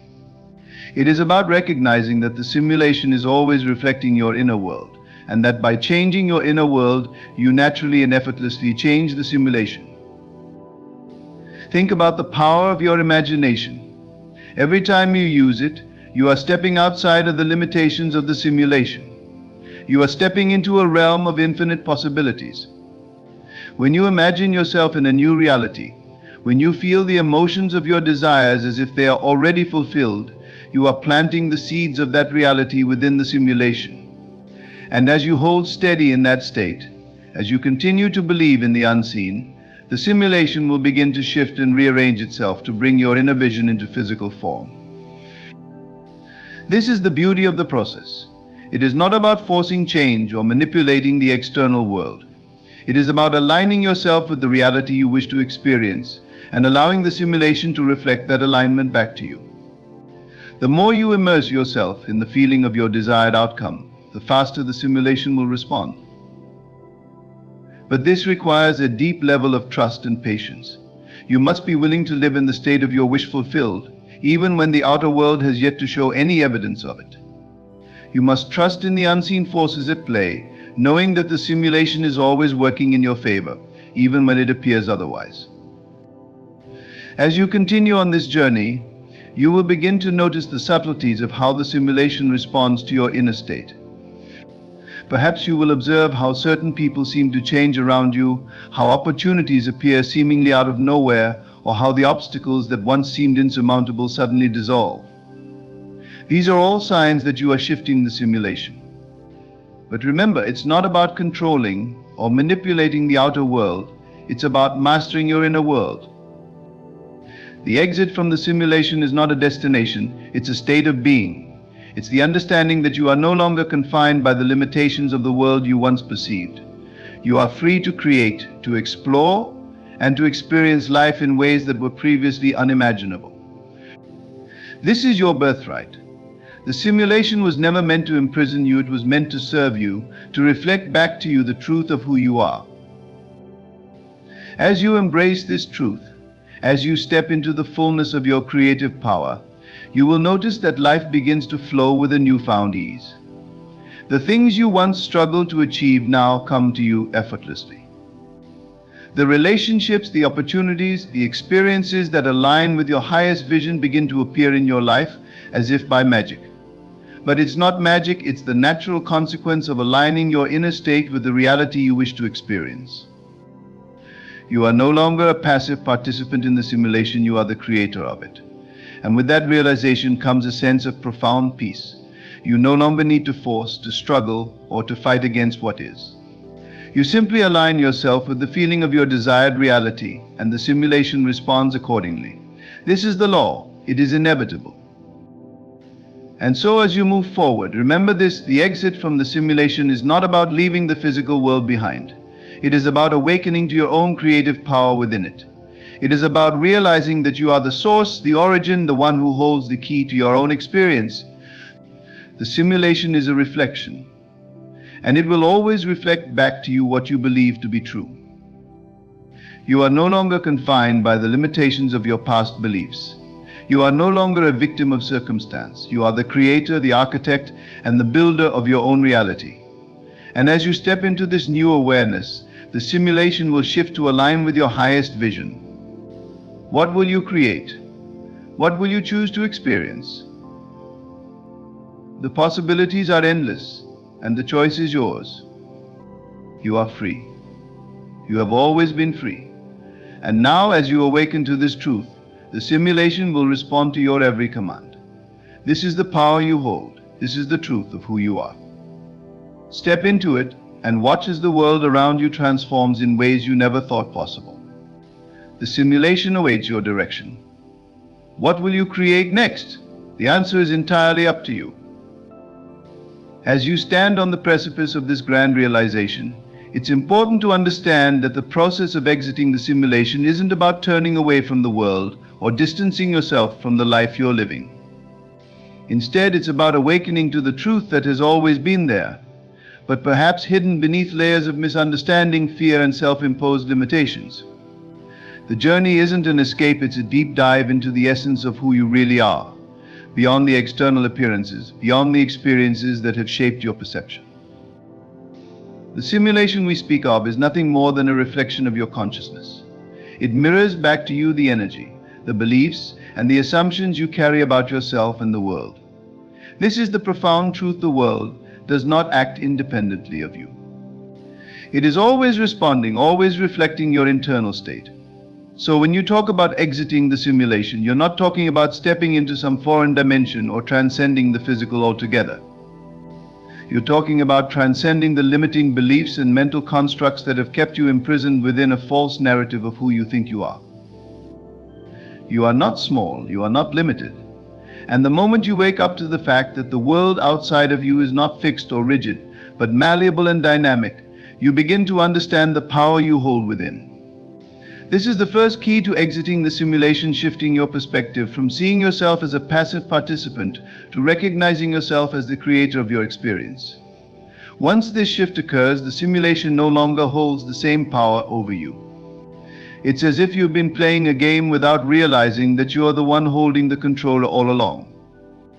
You've been conditioned to believe that circumstances happen to you, that life unfolds in a manner outside of your control.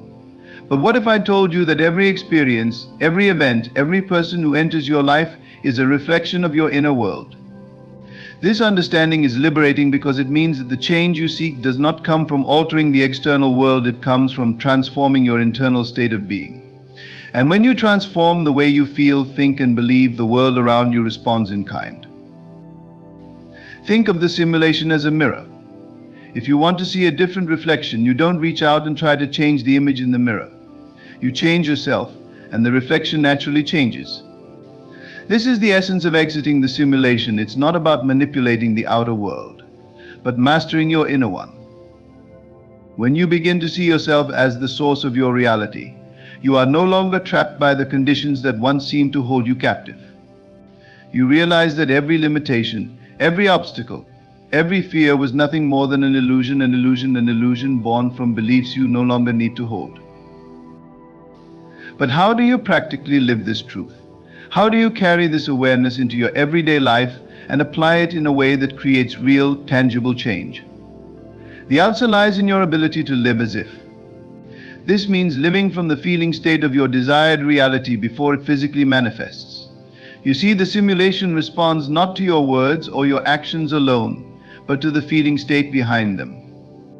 When you live in the feeling of your wish already fulfilled, you send out a signal that draws the corresponding circumstances and experiences into your life. You must train yourself to think and feel from your desired outcome, not toward it. Most people spend their lives trying to achieve something that always seems just out of reach. They are constantly in a state of wanting, striving, and struggling, which only perpetuates the experience of lack. But you, knowing what you now know, must flip this dynamic. You must embody the feeling of already having, already being, already doing that which you seek. This is the secret to mastering the simulation.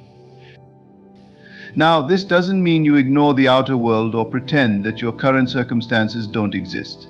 It means that you see them for what they are, reflections of your past beliefs and assumptions.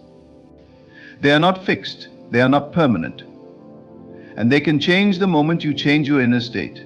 This is why it's essential to hold steady in the feeling of your desired outcome, even when the outer world has yet to catch up. Remember, the simulation must reflect back to you what you consistently feel and believe. Patience and persistence are key. The outer world may take time to shift, but it will shift. It has no choice but to align with the new state of consciousness you hold. But during this process, you must remain unwavering in your belief. You must resist the temptation to fall back into old patterns of doubt, fear, and limitation. Every time you do, you re-enter the old simulation, the one where you felt powerless and confined. But when you stand firm in your new belief, when you refuse to let the outer world dictate your inner state, you transcend the simulation. You exit the game of limitation and step into the realm of infinite possibility.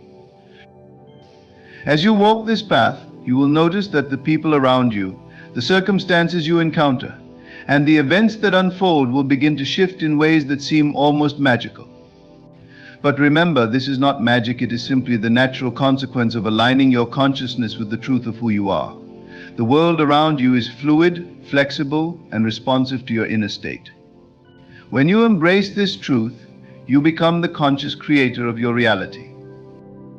Exiting the simulation, then, is not about leaving the physical world behind or rejecting your current experience. It is about rising above the mental constructs that have kept you confined. It is about seeing through the illusion of separation and recognizing your oneness with the source of all creation.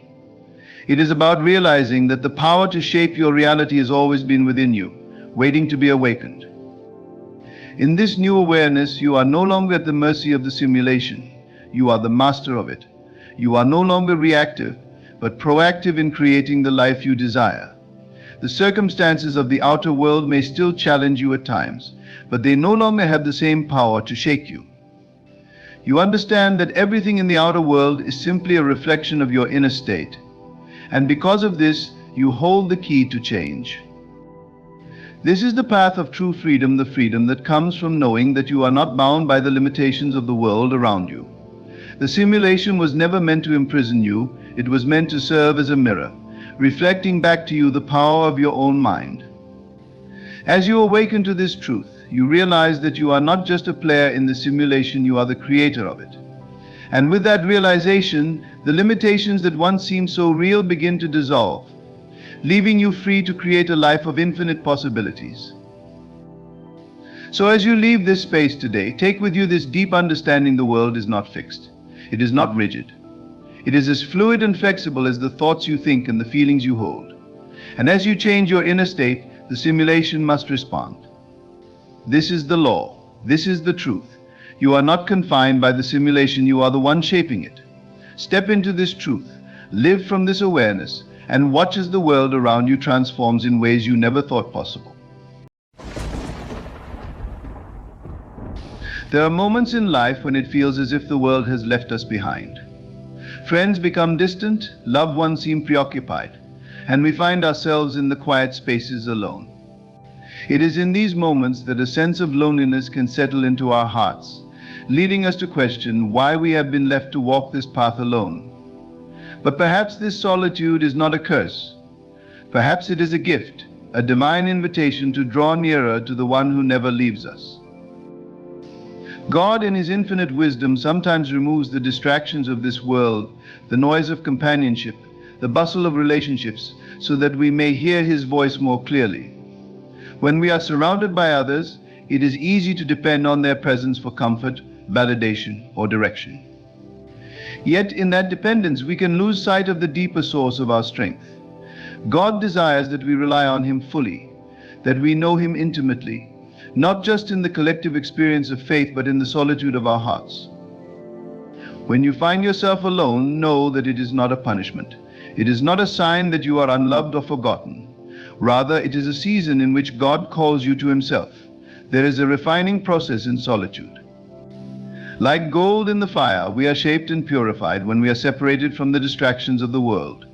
It is in these quiet moments that our hearts are molded, our thoughts are clarified, and our spirits strengthened. God may also lead you into loneliness to protect you. There are relationships and connections that may not align with the path He has set for you.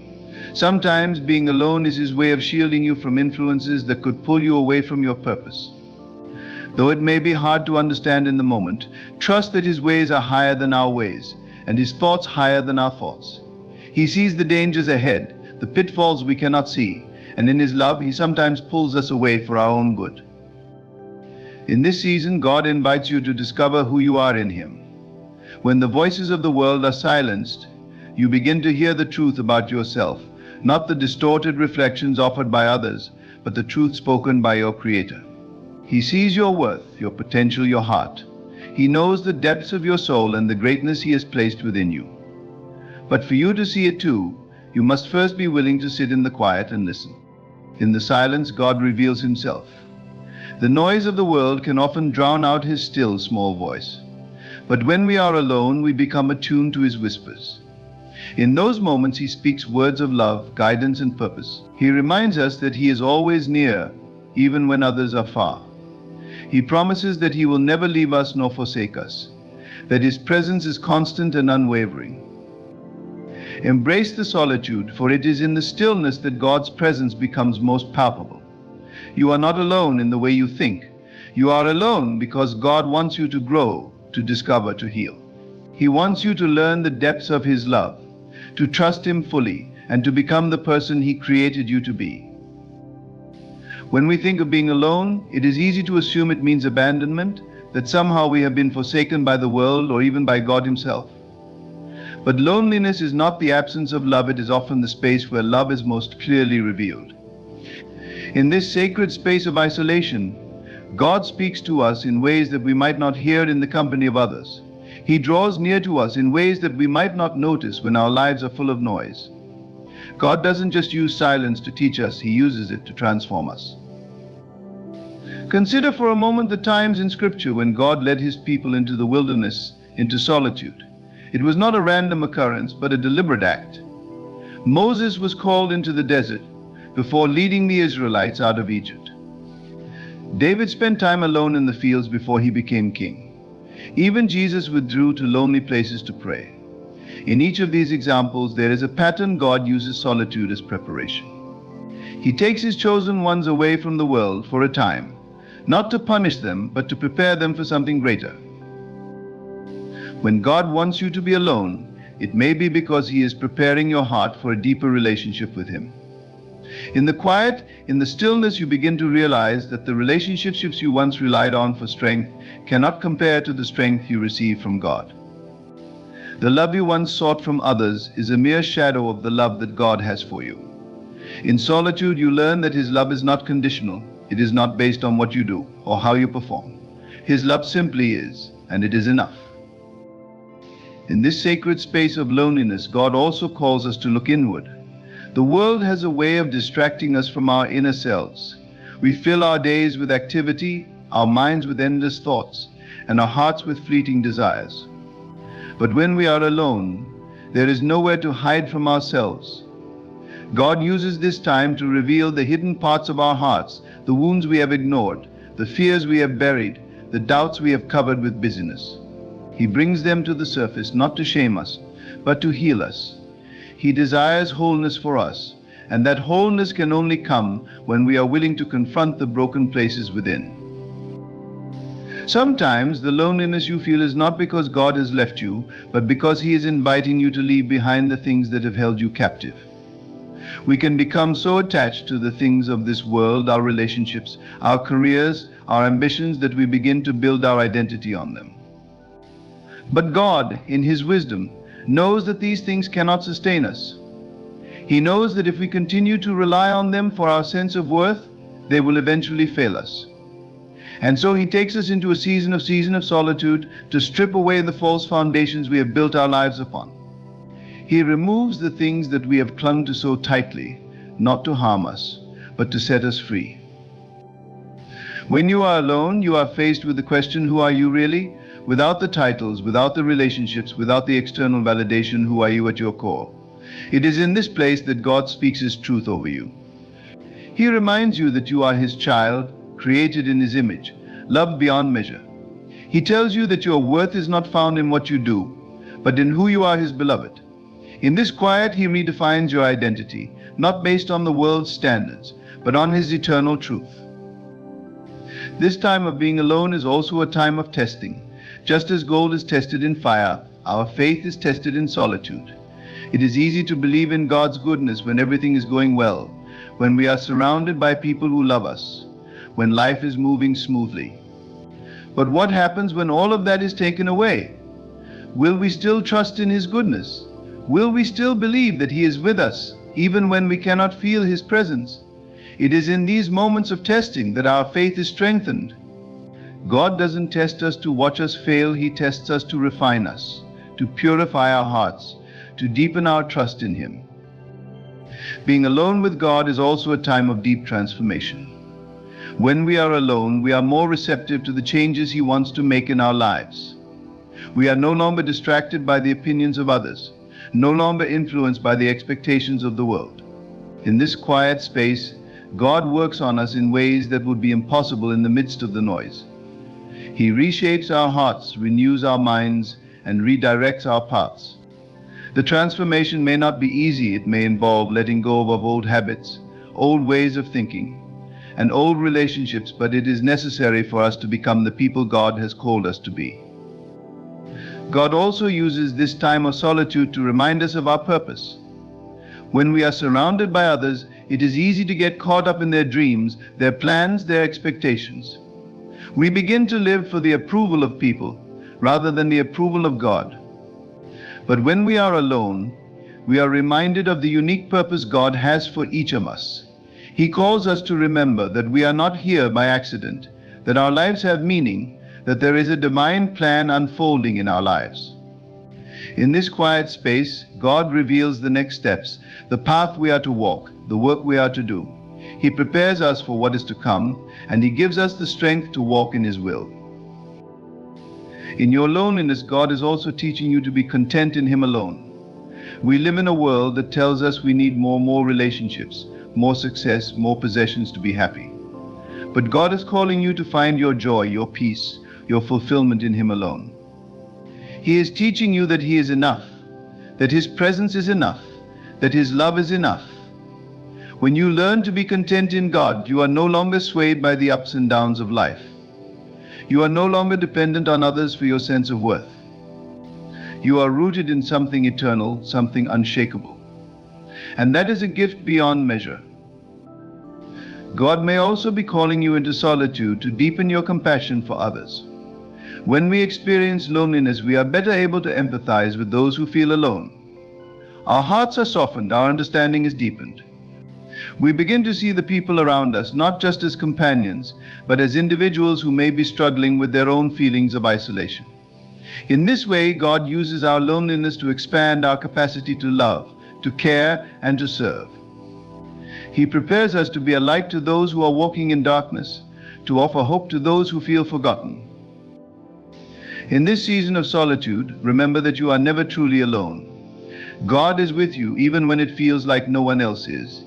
His presence is constant, his love is unwavering. He is walking with you through the quiet, through the silence, through the loneliness.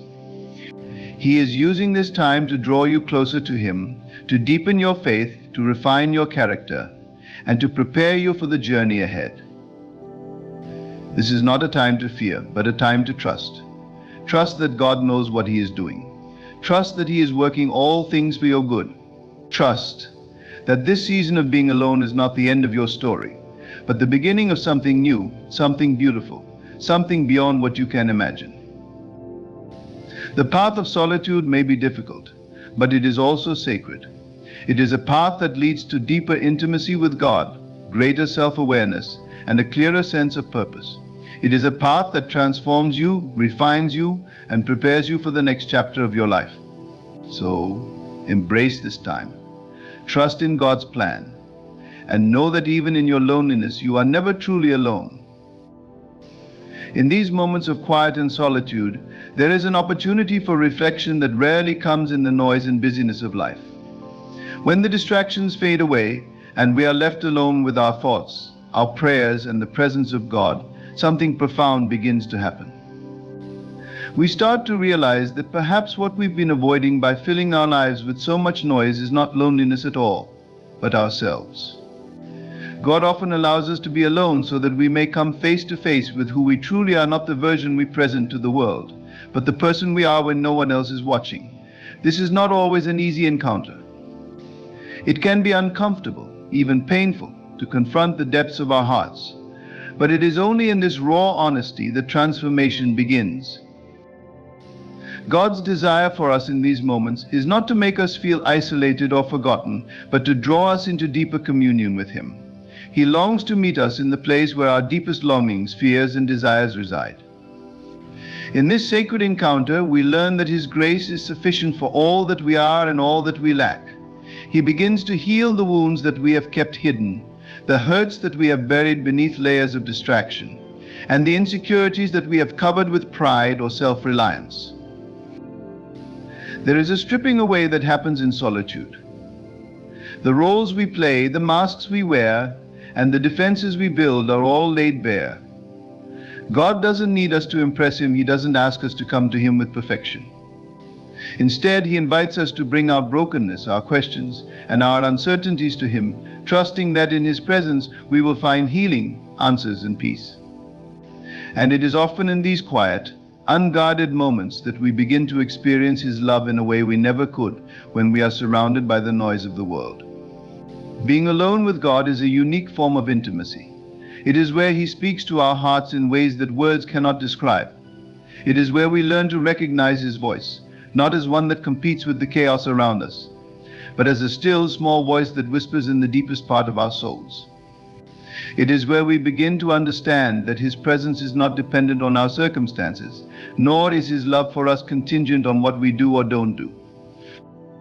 In this quiet space, God teaches us to listen not just with our ears, but with our hearts.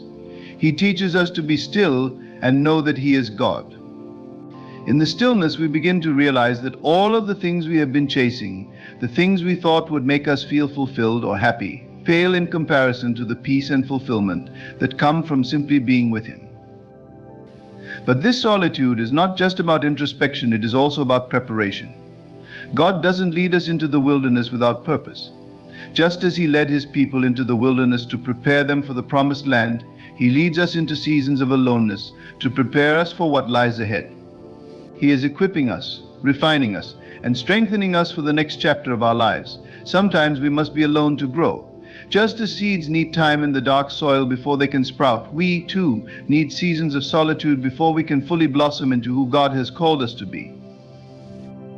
And while the world may see being alone as a sign of weakness or failure, God sees it differently. In His economy, it is often in our weakest moments that His strength is made perfect. It is when we are stripped of all that we rely on, when we have no one else to turn to but Him, that we truly begin to understand the depth of His power and the magnitude of His grace. Loneliness can also be a test of our faith. When we are alone, when it feels as though God Himself is silent, we are faced with a choice: will we trust that He is still there, even when we cannot feel His presence? Will we hold on to the promises He has made, even when our circumstances suggest otherwise? This is where faith is forged, in the quiet, in the waiting, in the moments when we cannot see the way forward, but we trust that God is still leading us. In these moments of solitude, we also learn the art of surrender. There is so much in life that we cannot control: people, outcomes, situations. And often in our striving to hold on to what we think we need, we lose sight of the one thing that truly matters: our relationship with God. Solitude teaches us to let go. It teaches us to release our grip on the things that we think define us or give us worth, and to rest in the truth that our worth comes from God alone. This surrender is not a passive resignation, but an active trust. It is saying, God, I don't understand why I'm alone right now, but I trust that You do. I trust that You are working in ways that I cannot see. I trust that You are for me, even when it feels like the world is against me. This kind of trust is not easy, but it is in these moments of trust that we experience the peace that surpasses understanding. There is also a kind of solitude that God uses to protect us. Sometimes being alone is His way of removing us from situations or relationships that are not in our best interest. We may not understand it at the time, and we may even resist it, but God, in His infinite wisdom, knows what is best for us. He sees the end from the beginning, and He knows what we need to walk in the fullness of our purpose. When God calls us to be alone, it may be because He is saving us from something that would harm us or distract us from His plan. It is in these moments that we are reminded of His sovereignty. We are reminded that God is in control, even when we feel out of control. We are reminded that His plans for us are good, even when our current situation doesn't feel good. And we are reminded that His timing is perfect, even when we feel like we've been waiting forever. Solitude is also an opportunity to realign our priorities. When we are constantly surrounded by people and activity, it is easy to lose sight of what truly matters. We can get so caught up in the demands of life that we forget to seek first the kingdom of God. But in solitude, we are given the space to reflect on what is most important. We are given the opportunity to refocus our hearts and minds on God and to realign our lives with His will. God may also want you to be alone to teach you to depend on Him in a way that you never have before. When we are alone, we are forced to confront our own insufficiencies, our own limitations. We realize that we are not as self-sufficient as we may have thought. And it is in this realization that we turn to God with a new kind of dependence. We begin to understand that we were never meant to carry the burdens of life on our own. We were always meant to rely on Him, to lean on His strength, to trust in His provision. Being alone is not just about being physically apart from others, it is about creating space for God to do His work in us. It is about setting aside the distractions, the noise, and the busyness of life so that we can hear His voice more clearly. It is about allowing Him to shape us, to mold us, and to prepare us for what is to come. God wants you to be alone because He wants to meet you in that solitude. He wants to reveal Himself to you in ways that are only possible when you are quiet, when you are still, when you are open to hearing His voice. He wants to take you deeper in your relationship with Him, to show you that He is enough, that His presence is enough, and that His love is enough. In this season of being alone, God is doing more than you can see or understand. He is preparing you, refining you, and drawing you closer to Himself. And though it may feel like you are walking this path alone, know that God is with you every step of the way. He is not distant. He is not absent. He is there in the quiet, in the stillness, in the loneliness, working, healing, and loving you more deeply than you can imagine. Even in those moments where you feel entirely isolated, where the silence seems too overwhelming to bear, God is closer than you can comprehend. His presence is woven into the very fabric of that silence. It is in these moments of stillness that God's voice becomes clearer, His direction more distinct, and His love more evident. When all else is stripped away, we are left with the most essential truth: God is with us, and He is for us. God's desire for your solitude is not to leave you feeling abandoned, but rather to lead you into a deeper understanding of His faithfulness. In the hustle and bustle of life, we can easily lose sight of how God is present in every circumstance, every detail. We can become so consumed by the demands of daily living that we forget to recognize the ways in which He is sustaining us. Solitude gives us the opportunity to recalibrate, to refocus on His goodness, and to remember that He is our source of strength, peace, and joy. In being alone, we rediscover the simple yet profound truth that God is enough. There is something transformative about realizing that you do not need the validation or approval of others to be secure in who you are. The world often tells us that our worth is tied to our achievements, our relationships, or how we are perceived by others. But in solitude, God teaches us that our worth is found in Him alone. When you are alone with God, you learn that His opinion of you is the only one that truly matters. You begin to see yourself through His eyes as His beloved child, chosen and cherished, not because of what you do, but because of who you are in Him. This time of being alone is also a call to deeper dependence on God. When we are surrounded by people, it is easy to rely on them for comfort, advice, or guidance. But in solitude, we are reminded that God is our ultimate source. He is the one who provides for all our needs, who understands us better than anyone else ever could. This reliance on God, cultivated in seasons of solitude, strengthens our faith and deepens our trust in Him. We learn that He is enough, that His grace is sufficient, and that His presence fills every void we may feel. Being alone can also be a season of preparation. Throughout Scripture, we see examples of individuals whom God called into solitude before a significant moment in their lives. Moses was alone in the desert before leading the Israelites out of Egypt. David spent time alone tending sheep before becoming king. Even Jesus withdrew into the wilderness before beginning his public ministry.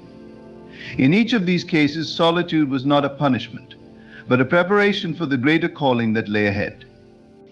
God uses these times to strengthen us, to refine us, and to prepare us for what He has in store. When we are alone, God is often shaping our character. He is molding us into the people He has created us to be. In solitude, we confront the areas of our lives that need transformation, the parts of us that are still clinging to fear, insecurity, or pride. It is in these quiet moments with God that He gently works on our hearts, removing the things that hinder us from fully living out our purpose. We may not always recognize it in the moment, but God is doing a deep work in us during these times of solitude, preparing us for the journey ahead. One of the greatest lessons we can learn in solitude is the art of waiting on God. Our culture values instant gratification, and we often expect immediate answers or results. But God's timing is different from ours. In solitude, we learn the importance of patience, of trusting that God's plan is unfolding exactly as it should, even when we cannot see the full picture. Waiting on God requires faith, and it is in the waiting that our faith is strengthened. We learn to trust not only in His promises but also in His timing. Solitude can be uncomfortable because it forces us to face ourselves without the distractions that usually fill our lives. But it is in this discomfort that we grow. We begin to confront the areas of our lives that we may have been avoiding. Perhaps there are unresolved hurts, unspoken fears, or hidden insecurities that we've kept buried beneath the surface. In solitude, these things come to light, and it is here that God invites us to bring them to Him. He invites us to lay down our burdens, to let go of the things that weigh us down, and to trust Him with our deepest struggles. When we are alone, we also learn the importance of rest. In a world that glorifies busyness, solitude is an invitation to slow down, to be still, and to rest in God's presence. This rest is not just physical but also spiritual. It is a time to cease from striving, to stop trying to earn God's favor or prove our worth, and to simply rest in the knowledge that we are already loved, already accepted, already enough. In solitude, we are reminded that we are not defined by what we do, but by who we are in Christ. There is also a kind of freedom that comes from being alone. When we are not surrounded by the expectations of others, we are free to be who God has created us to be. We no longer feel the pressure to conform to the world's standards or to live up to the expectations that others may place on us. Instead, we can fully embrace our identity as God's beloved children, walking in the freedom that comes from knowing we are fully known and fully loved by our Creator. In solitude, God often reveals things to us that we might not have noticed in the busyness of life. It is in these quiet moments that He speaks to our hearts, guiding us, directing us, and showing us the way forward. We begin to see things more clearly, to understand His will for our lives more fully. Solitude gives us the space to listen to God's voice, to listen to our own hearts, and to discern the path that God is calling us to walk. There may be times when being alone feels like a wilderness experience, where it seems like God is distant or silent. But even in the wilderness, God is present. He is using this time to teach you, to grow you, and to draw you closer to Him. The wilderness is not a place of abandonment, but a place of transformation. It is in the wilderness that God shapes us, refines us, and prepares us for the promised land that lies ahead. In these moments of solitude, we also learn the importance of gratitude. When we are alone, we have the space to reflect on all that God has done for us, to recognize His faithfulness in our lives, and to give thanks for His continued presence and provision. Gratitude shifts our focus from what we lack to what we have, from our circumstances to God's goodness. It is in solitude that we cultivate a heart of thankfulness, recognizing that even in the quiet, even in the waiting, God is at work in our lives. Being alone with God is an invitation to go deeper, to deepen our faith, our trust, and our relationship with Him. It is a time of growth, of healing, and of preparation. Though it may not always be easy, it is in these moments that we experience the fullness of God's love and grace. We learn to rely on Him in ways we never have before, and we come to understand that He is enough for every need, every desire, and every moment of our lives. So when you find yourself in a season of solitude, know that it is not without purpose. God is with you in this time, working in ways that you may not yet see or understand. He is preparing you, refining you, and drawing you closer to Himself. Embrace the quiet, embrace the stillness, and know that in this solitude you are never truly alone. God is with you, and He is for you. In those moments of deep isolation, when it feels as though the world has moved on without you, God is not absent, nor is He indifferent to your experience. In fact, this isolation can be a profound form of God's presence, a space where He is at work in you in ways that may not yet be apparent. It is often when we are stripped of external noise, distractions, and the comfort of companionship that we can hear the gentle whisper of His voice. The absence of others does not signify the absence of God. Rather, it becomes a holy moment, a space where the divine meets us most intimately. We are conditioned by society to seek constant connection, to fill our lives with noise and activity. Silence is unsettling to many, and solitude can seem like a barren wilderness. Yet it is in the wilderness that God often prepares His people. Moses encountered God in the wilderness. Elijah heard God's whisper in a cave far from the crowds. Jesus Himself retreated to solitary places, away from the masses, to commune with the Father. These moments of solitude are not wasted. They are the crucible where faith is forged, where character is refined, and where the soul is strengthened. God sometimes calls us into solitude because He knows we need to be reminded of our dependence on Him. When surrounded by the noise of life, it's easy to rely on ourselves, on the opinions of others, or on the distractions that keep us from facing our inner struggles. But when those things are stripped away, we come face to face with our need for God. We realize how much we depend on Him for every breath, every heartbeat, every moment of life. Solitude removes the crutches we often lean on, allowing us to lean fully into God, trusting that He is sufficient. In the quiet of being alone, we begin to see more clearly what truly matters. The things we thought were so important, our achievements, our reputation, our busyness, begin to pale in comparison to the richness of knowing God. Solitude recalibrates our priorities. It helps us see that the things of this world are fleeting, but the presence of God is eternal. It is in these moments of stillness that we learn to cherish the eternal over the temporal, the divine over the earthly. We begin to understand that our identity is not in what we do, but in who we are as children of God. There is also a profound peace that comes with solitude. Though loneliness can initially feel like a burden, over time it becomes a gift. In the stillness, God's peace settles over us like a blanket, comforting and reassuring us that He is in control. We learn that we do not need to strive or struggle to be seen or heard by the world, for God sees us. He knows the innermost parts of our hearts, the thoughts we hide from others, the fears we dare not speak aloud. And in knowing us so intimately, He still loves us completely. This is the peace that surpasses understanding, the peace that comes from being fully known and fully loved by the Creator of the universe. Through solitude, God also teaches us the power of surrender. When we are alone, we have no one to impress, no one to hide behind. We are left with ourselves, raw and vulnerable, before God. In these moments, God invites us to surrender the burdens we've been carrying, to let go of the anxieties and fears that have weighed us down. Solitude becomes a sacred space of release, where we can hand over to God the things that we cannot control and trust that He will take care of them. It is in surrender that we find freedom, for we realize that we do not have to bear the weight of the world on our shoulders. God has already carried it for us. God also uses solitude to develop resilience within us. In times of loneliness, we are often faced with challenges that test our faith and our character.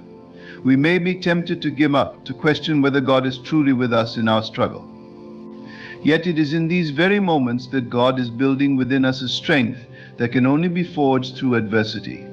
The trials we face in solitude become the training ground for greater things to come. They prepare us for the battles we will face in life, equipping us with the endurance to persevere and the faith to trust in God's ultimate victory. Solitude is also a time for deep self-reflection, a time to examine the state of our hearts and to allow God to bring healing where it is needed. In the busyness of life, we can easily ignore the wounds we carry, the hurts that linger in the depths of our souls.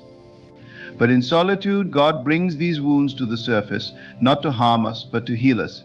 He is the great physician, and in the stillness He begins the work of restoration. He tenderly addresses the pain, the regrets, the unforgiveness, and the shame we've been holding on to, and He replaces it with His grace, His love, and His forgiveness. Solitude teaches us to rely on God's voice above all others. When we are constantly surrounded by people and noise, it's easy to be influenced by the opinions and expectations of others. But when we are alone, we are given the opportunity to tune into God's voice more clearly. It is in these moments that He speaks to us, guiding us, directing us, and reassuring us of His plans for our lives. We begin to learn the sound of His voice, to recognize His leading, and to trust in the path He has set before us. Solitude strengthens our ability to hear and respond to God, not out of fear of what others may think, but out of a deep desire to follow Him wherever He may lead. In the quiet of being alone, we are also reminded of the beauty of God's creation. Without the distractions of daily life, we have the opportunity to notice the intricate details of the world around us, the rustling of the trees, the songs of the birds, the warmth of the sun on our skin. These small moments become reminders of God's presence, of His creativity, and of His love for His creation. We begin to see the world through new eyes, appreciating the wonder of God's handiwork and recognizing that even in our loneliness, we are surrounded by the beauty of His creation. God may also call us into solitude to prepare us for what lies ahead. Just as Jesus spent 40 days in the wilderness before beginning His ministry, we may be called into a season of solitude as a time of preparation. In this time, God is equipping us, refining us, and readying us for the next chapter of our journey. The solitude may feel difficult, even painful, but it is a necessary part of God's process of transformation. He is shaping us into the people He has called us to be, preparing us for the work He has set before us. And when the time comes, we will emerge from this season of solitude stronger, more focused and more attuned to His will for our lives. Being alone with God is not a punishment, it is a privilege. It is an opportunity to draw closer to the One who knows us better than we know ourselves, to learn from Him, and to be shaped by Him. In these moments of solitude, we discover the depths of His love, the power of His presence, and the beauty of His plan for our lives. Though the world may tell us that being alone is something to be feared or avoided, God shows us that it is in the solitude that we are most fully known, most deeply loved, and most intimately connected to Him. Through solitude, we learn the value of waiting on God. Our culture is obsessed with speed, with immediate results, with instant gratification. But God operates on a different timetable. He is not in a rush, and He is not bound by our impatience. In solitude, we learn the art of waiting on His timing, trusting in His plans, and believing that He is working all things for our good. This waiting is not passive, but active. It is a time of preparing our hearts, of deepening our faith, and of growing in our trust that God's ways are higher than our ways, and His timing is perfect. Finally, solitude is a reminder that we are never truly alone. Even in our most isolated moments, God is with us. His presence fills every space, every silence, and every corner of our lives. He is Emmanuel, God with us, and He will never leave us nor forsake us. In solitude, we come to know this truth in a deeper way. We learn that even when we feel alone, we are not abandoned. God is present, working in ways we may not yet see, preparing us for the future He has planned for us. Solitude becomes a sacred space, a place of encounter with the living God who is always near, always loving, and always faithful. As we draw deeper into the experience of being alone, we begin to realize that solitude is not the absence of connection, but the opening of our hearts to a different kind of connection, a connection with God that cannot be found in the noise of everyday life. Often we resist this state because we fear it will reveal parts of ourselves we are not ready to face. But it is precisely in this place of discomfort that God can perform His most profound work within us. He doesn't call us to solitude to punish us, but to show us the deeper truths that are hidden beneath the surface distractions of life. I think about how the great figures of the Bible were shaped by their moments of solitude. It wasn't in the hustle of everyday life that they encountered the voice of God or experienced personal transformation. It was in their moments of stillness. Moses, for example, spent years in the wilderness before he encountered God in the burning bush. He had to leave behind the distractions of his own life, the noise of Egypt, and even his own ambitions, to be quiet enough to hear God's call. When Moses was alone, God spoke, and it was in that solitude that Moses found the courage to return to Egypt and fulfill his destiny. Solitude does something similar for us. It allows us to strip away all the external validations we've relied on for so long and face the inner realities we've often avoided. Alone, we have no audience to perform for, no roles to fulfill, no societal expectations to meet. What remains is our truest self and the quiet presence of God, who sees us as we truly are.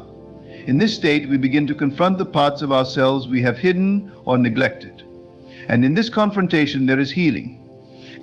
The wounds we have carried sometimes for years can finally begin to be acknowledged and treated by God's loving hand. There is something about the absence of human companionship that makes God's companionship feel all the more real. When we are alone, we begin to perceive His presence in ways we might not when surrounded by others. We notice His voice in the gentle breeze, His artistry in the sunrise, His faithfulness in the changing seasons. It's as if the veil between heaven and earth becomes a little thinner when we are alone. The distractions of life fade, and we start to sense the subtle ways God speaks and moves. It's a reminder that He is not far off, but very near, ever present, even in the quietest moments. God may also desire for us to be alone because He wants to reveal something new to us, something we could not hear or understand in the busy clamor of life. Perhaps He is planting a new vision or calling within us, or maybe He is showing us an aspect of His character we have not fully grasped. Solitude becomes the fertile ground where this revelation can take root and grow. But it requires our willingness to sit in the silence, to be patient, and to trust that even in the stillness, God is at work. It's often in these periods of waiting and isolation that God refines our patience and teaches us perseverance. In a world that prizes quick results and instant gratification, God's timing can feel slow and confusing. But His timing is perfect. The waiting that solitude requires is not wasted time, but a necessary part of our spiritual growth. It is in the waiting that our faith is tested, and it is in the waiting that our dependence on God deepens. We come to understand that we are not in control of the outcomes, and that's okay, because we serve a God who sees the bigger picture and who knows exactly what we need and when we need it. There's another profound lesson that God teaches us in solitude, that our worth is not defined by our productivity, our relationships, or our accomplishments. In a world that often equates busyness with value, solitude forces us to confront the unsettling question of who we are when we are doing nothing. But it's in this very space that God reminds us that our worth is intrinsic. We are valuable simply because we are His creation, made in His image. He delights in us not because of what we do, but because of who we are. This is a truth that we may struggle to accept when we are caught up in the frenzy of life. But solitude gives us the opportunity to sit with it and let it sink deeply into our hearts. Furthermore, solitude allows us to reconnect with the simplicity of life. Without the constant demands of social interactions or the pressures to meet expectations, we begin to notice the beauty in small things. The rhythm of nature, the peace of quiet moments, the joy of simply being, all these things come into sharper focus when we are alone. It's as though God uses this time to recalibrate our senses, helping us to see the world and our place in it from a fresh perspective. We start to appreciate the small gifts we often overlook, and we come to understand that contentment isn't found in abundance, but in a heart that is at rest in God. God also uses solitude to prepare us for future challenges. Just as an athlete trains in private before stepping into the spotlight, God uses our seasons of isolation to strengthen us for what lies ahead. It may be a time of equipping us with greater wisdom, deeper faith, or more resilience. Whatever the purpose, solitude becomes a place of preparation, a time where God fortifies our souls for the battles we will face in the future. And when we emerge from these seasons, we are not the same. We are stronger, more grounded in our faith, and more ready to face the world with the knowledge that we do not walk alone. In moments of solitude, we also begin to discern the false idols we've unknowingly placed before God. Whether it's the approval of others, the pursuit of success, or the need for constant entertainment, solitude exposes the things we've allowed to take priority over our relationship with God. These idols may have brought temporary satisfaction, but they ultimately leave us feeling empty.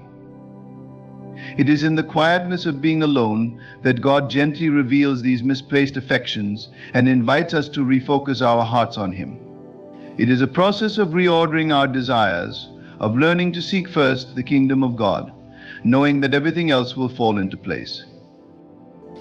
Solitude is not just about withdrawal, it is about connection. By pulling away from the world for a time, we create the space to connect more deeply with God.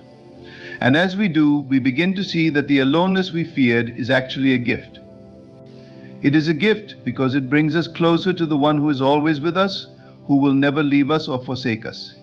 It is a gift because it teaches us that true companionship is found not in the fleeting relationships of this world, but in the eternal relationship we have with our Creator. God may also want us to be alone so that we can rediscover the power of prayer. When we are alone, we are more attuned to the still, small voice of God that speaks in the silence. Prayer becomes less about speaking and more about listening.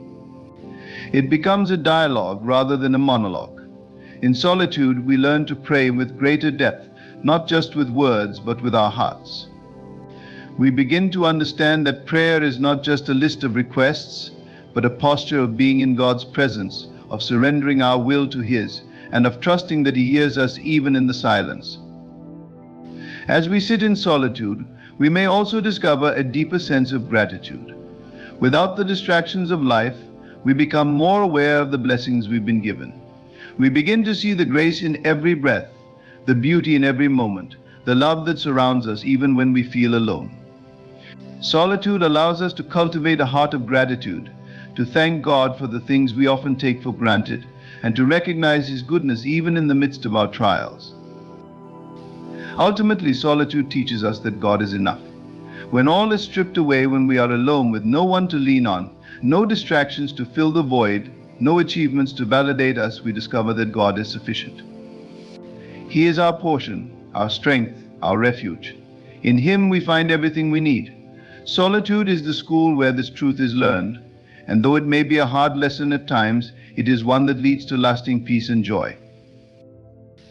God's desire for us to be alone is not to leave us isolated, but to draw us into deeper communion with Him. In solitude, we find not emptiness, but fullness. We find not loneliness, but the overwhelming presence of a loving God who meets us in the quiet places of our hearts and fills us with His peace, His love, and His joy. And when we finally emerge from this time of solitude, we do so not as people who have been abandoned, but as those who have been profoundly transformed by the God who never leaves us alone. In the end, solitude is not something to be feared, but embraced as a gift from God. It is in these moments of quiet that we discover His presence most profoundly, His love most deeply, and His purpose for our lives most clearly. Through solitude, God refines us, heals us, and prepares us for what lies ahead. It is a sacred time when we learn that our worth is not determined by the world, but by our Creator who desires to be close to us. When we step out of this time alone with Him, we are not diminished, but renewed, stronger in faith, and anchored in the knowledge that we are never truly alone. God is always with us, guiding us, shaping us, and loving us through every season of life.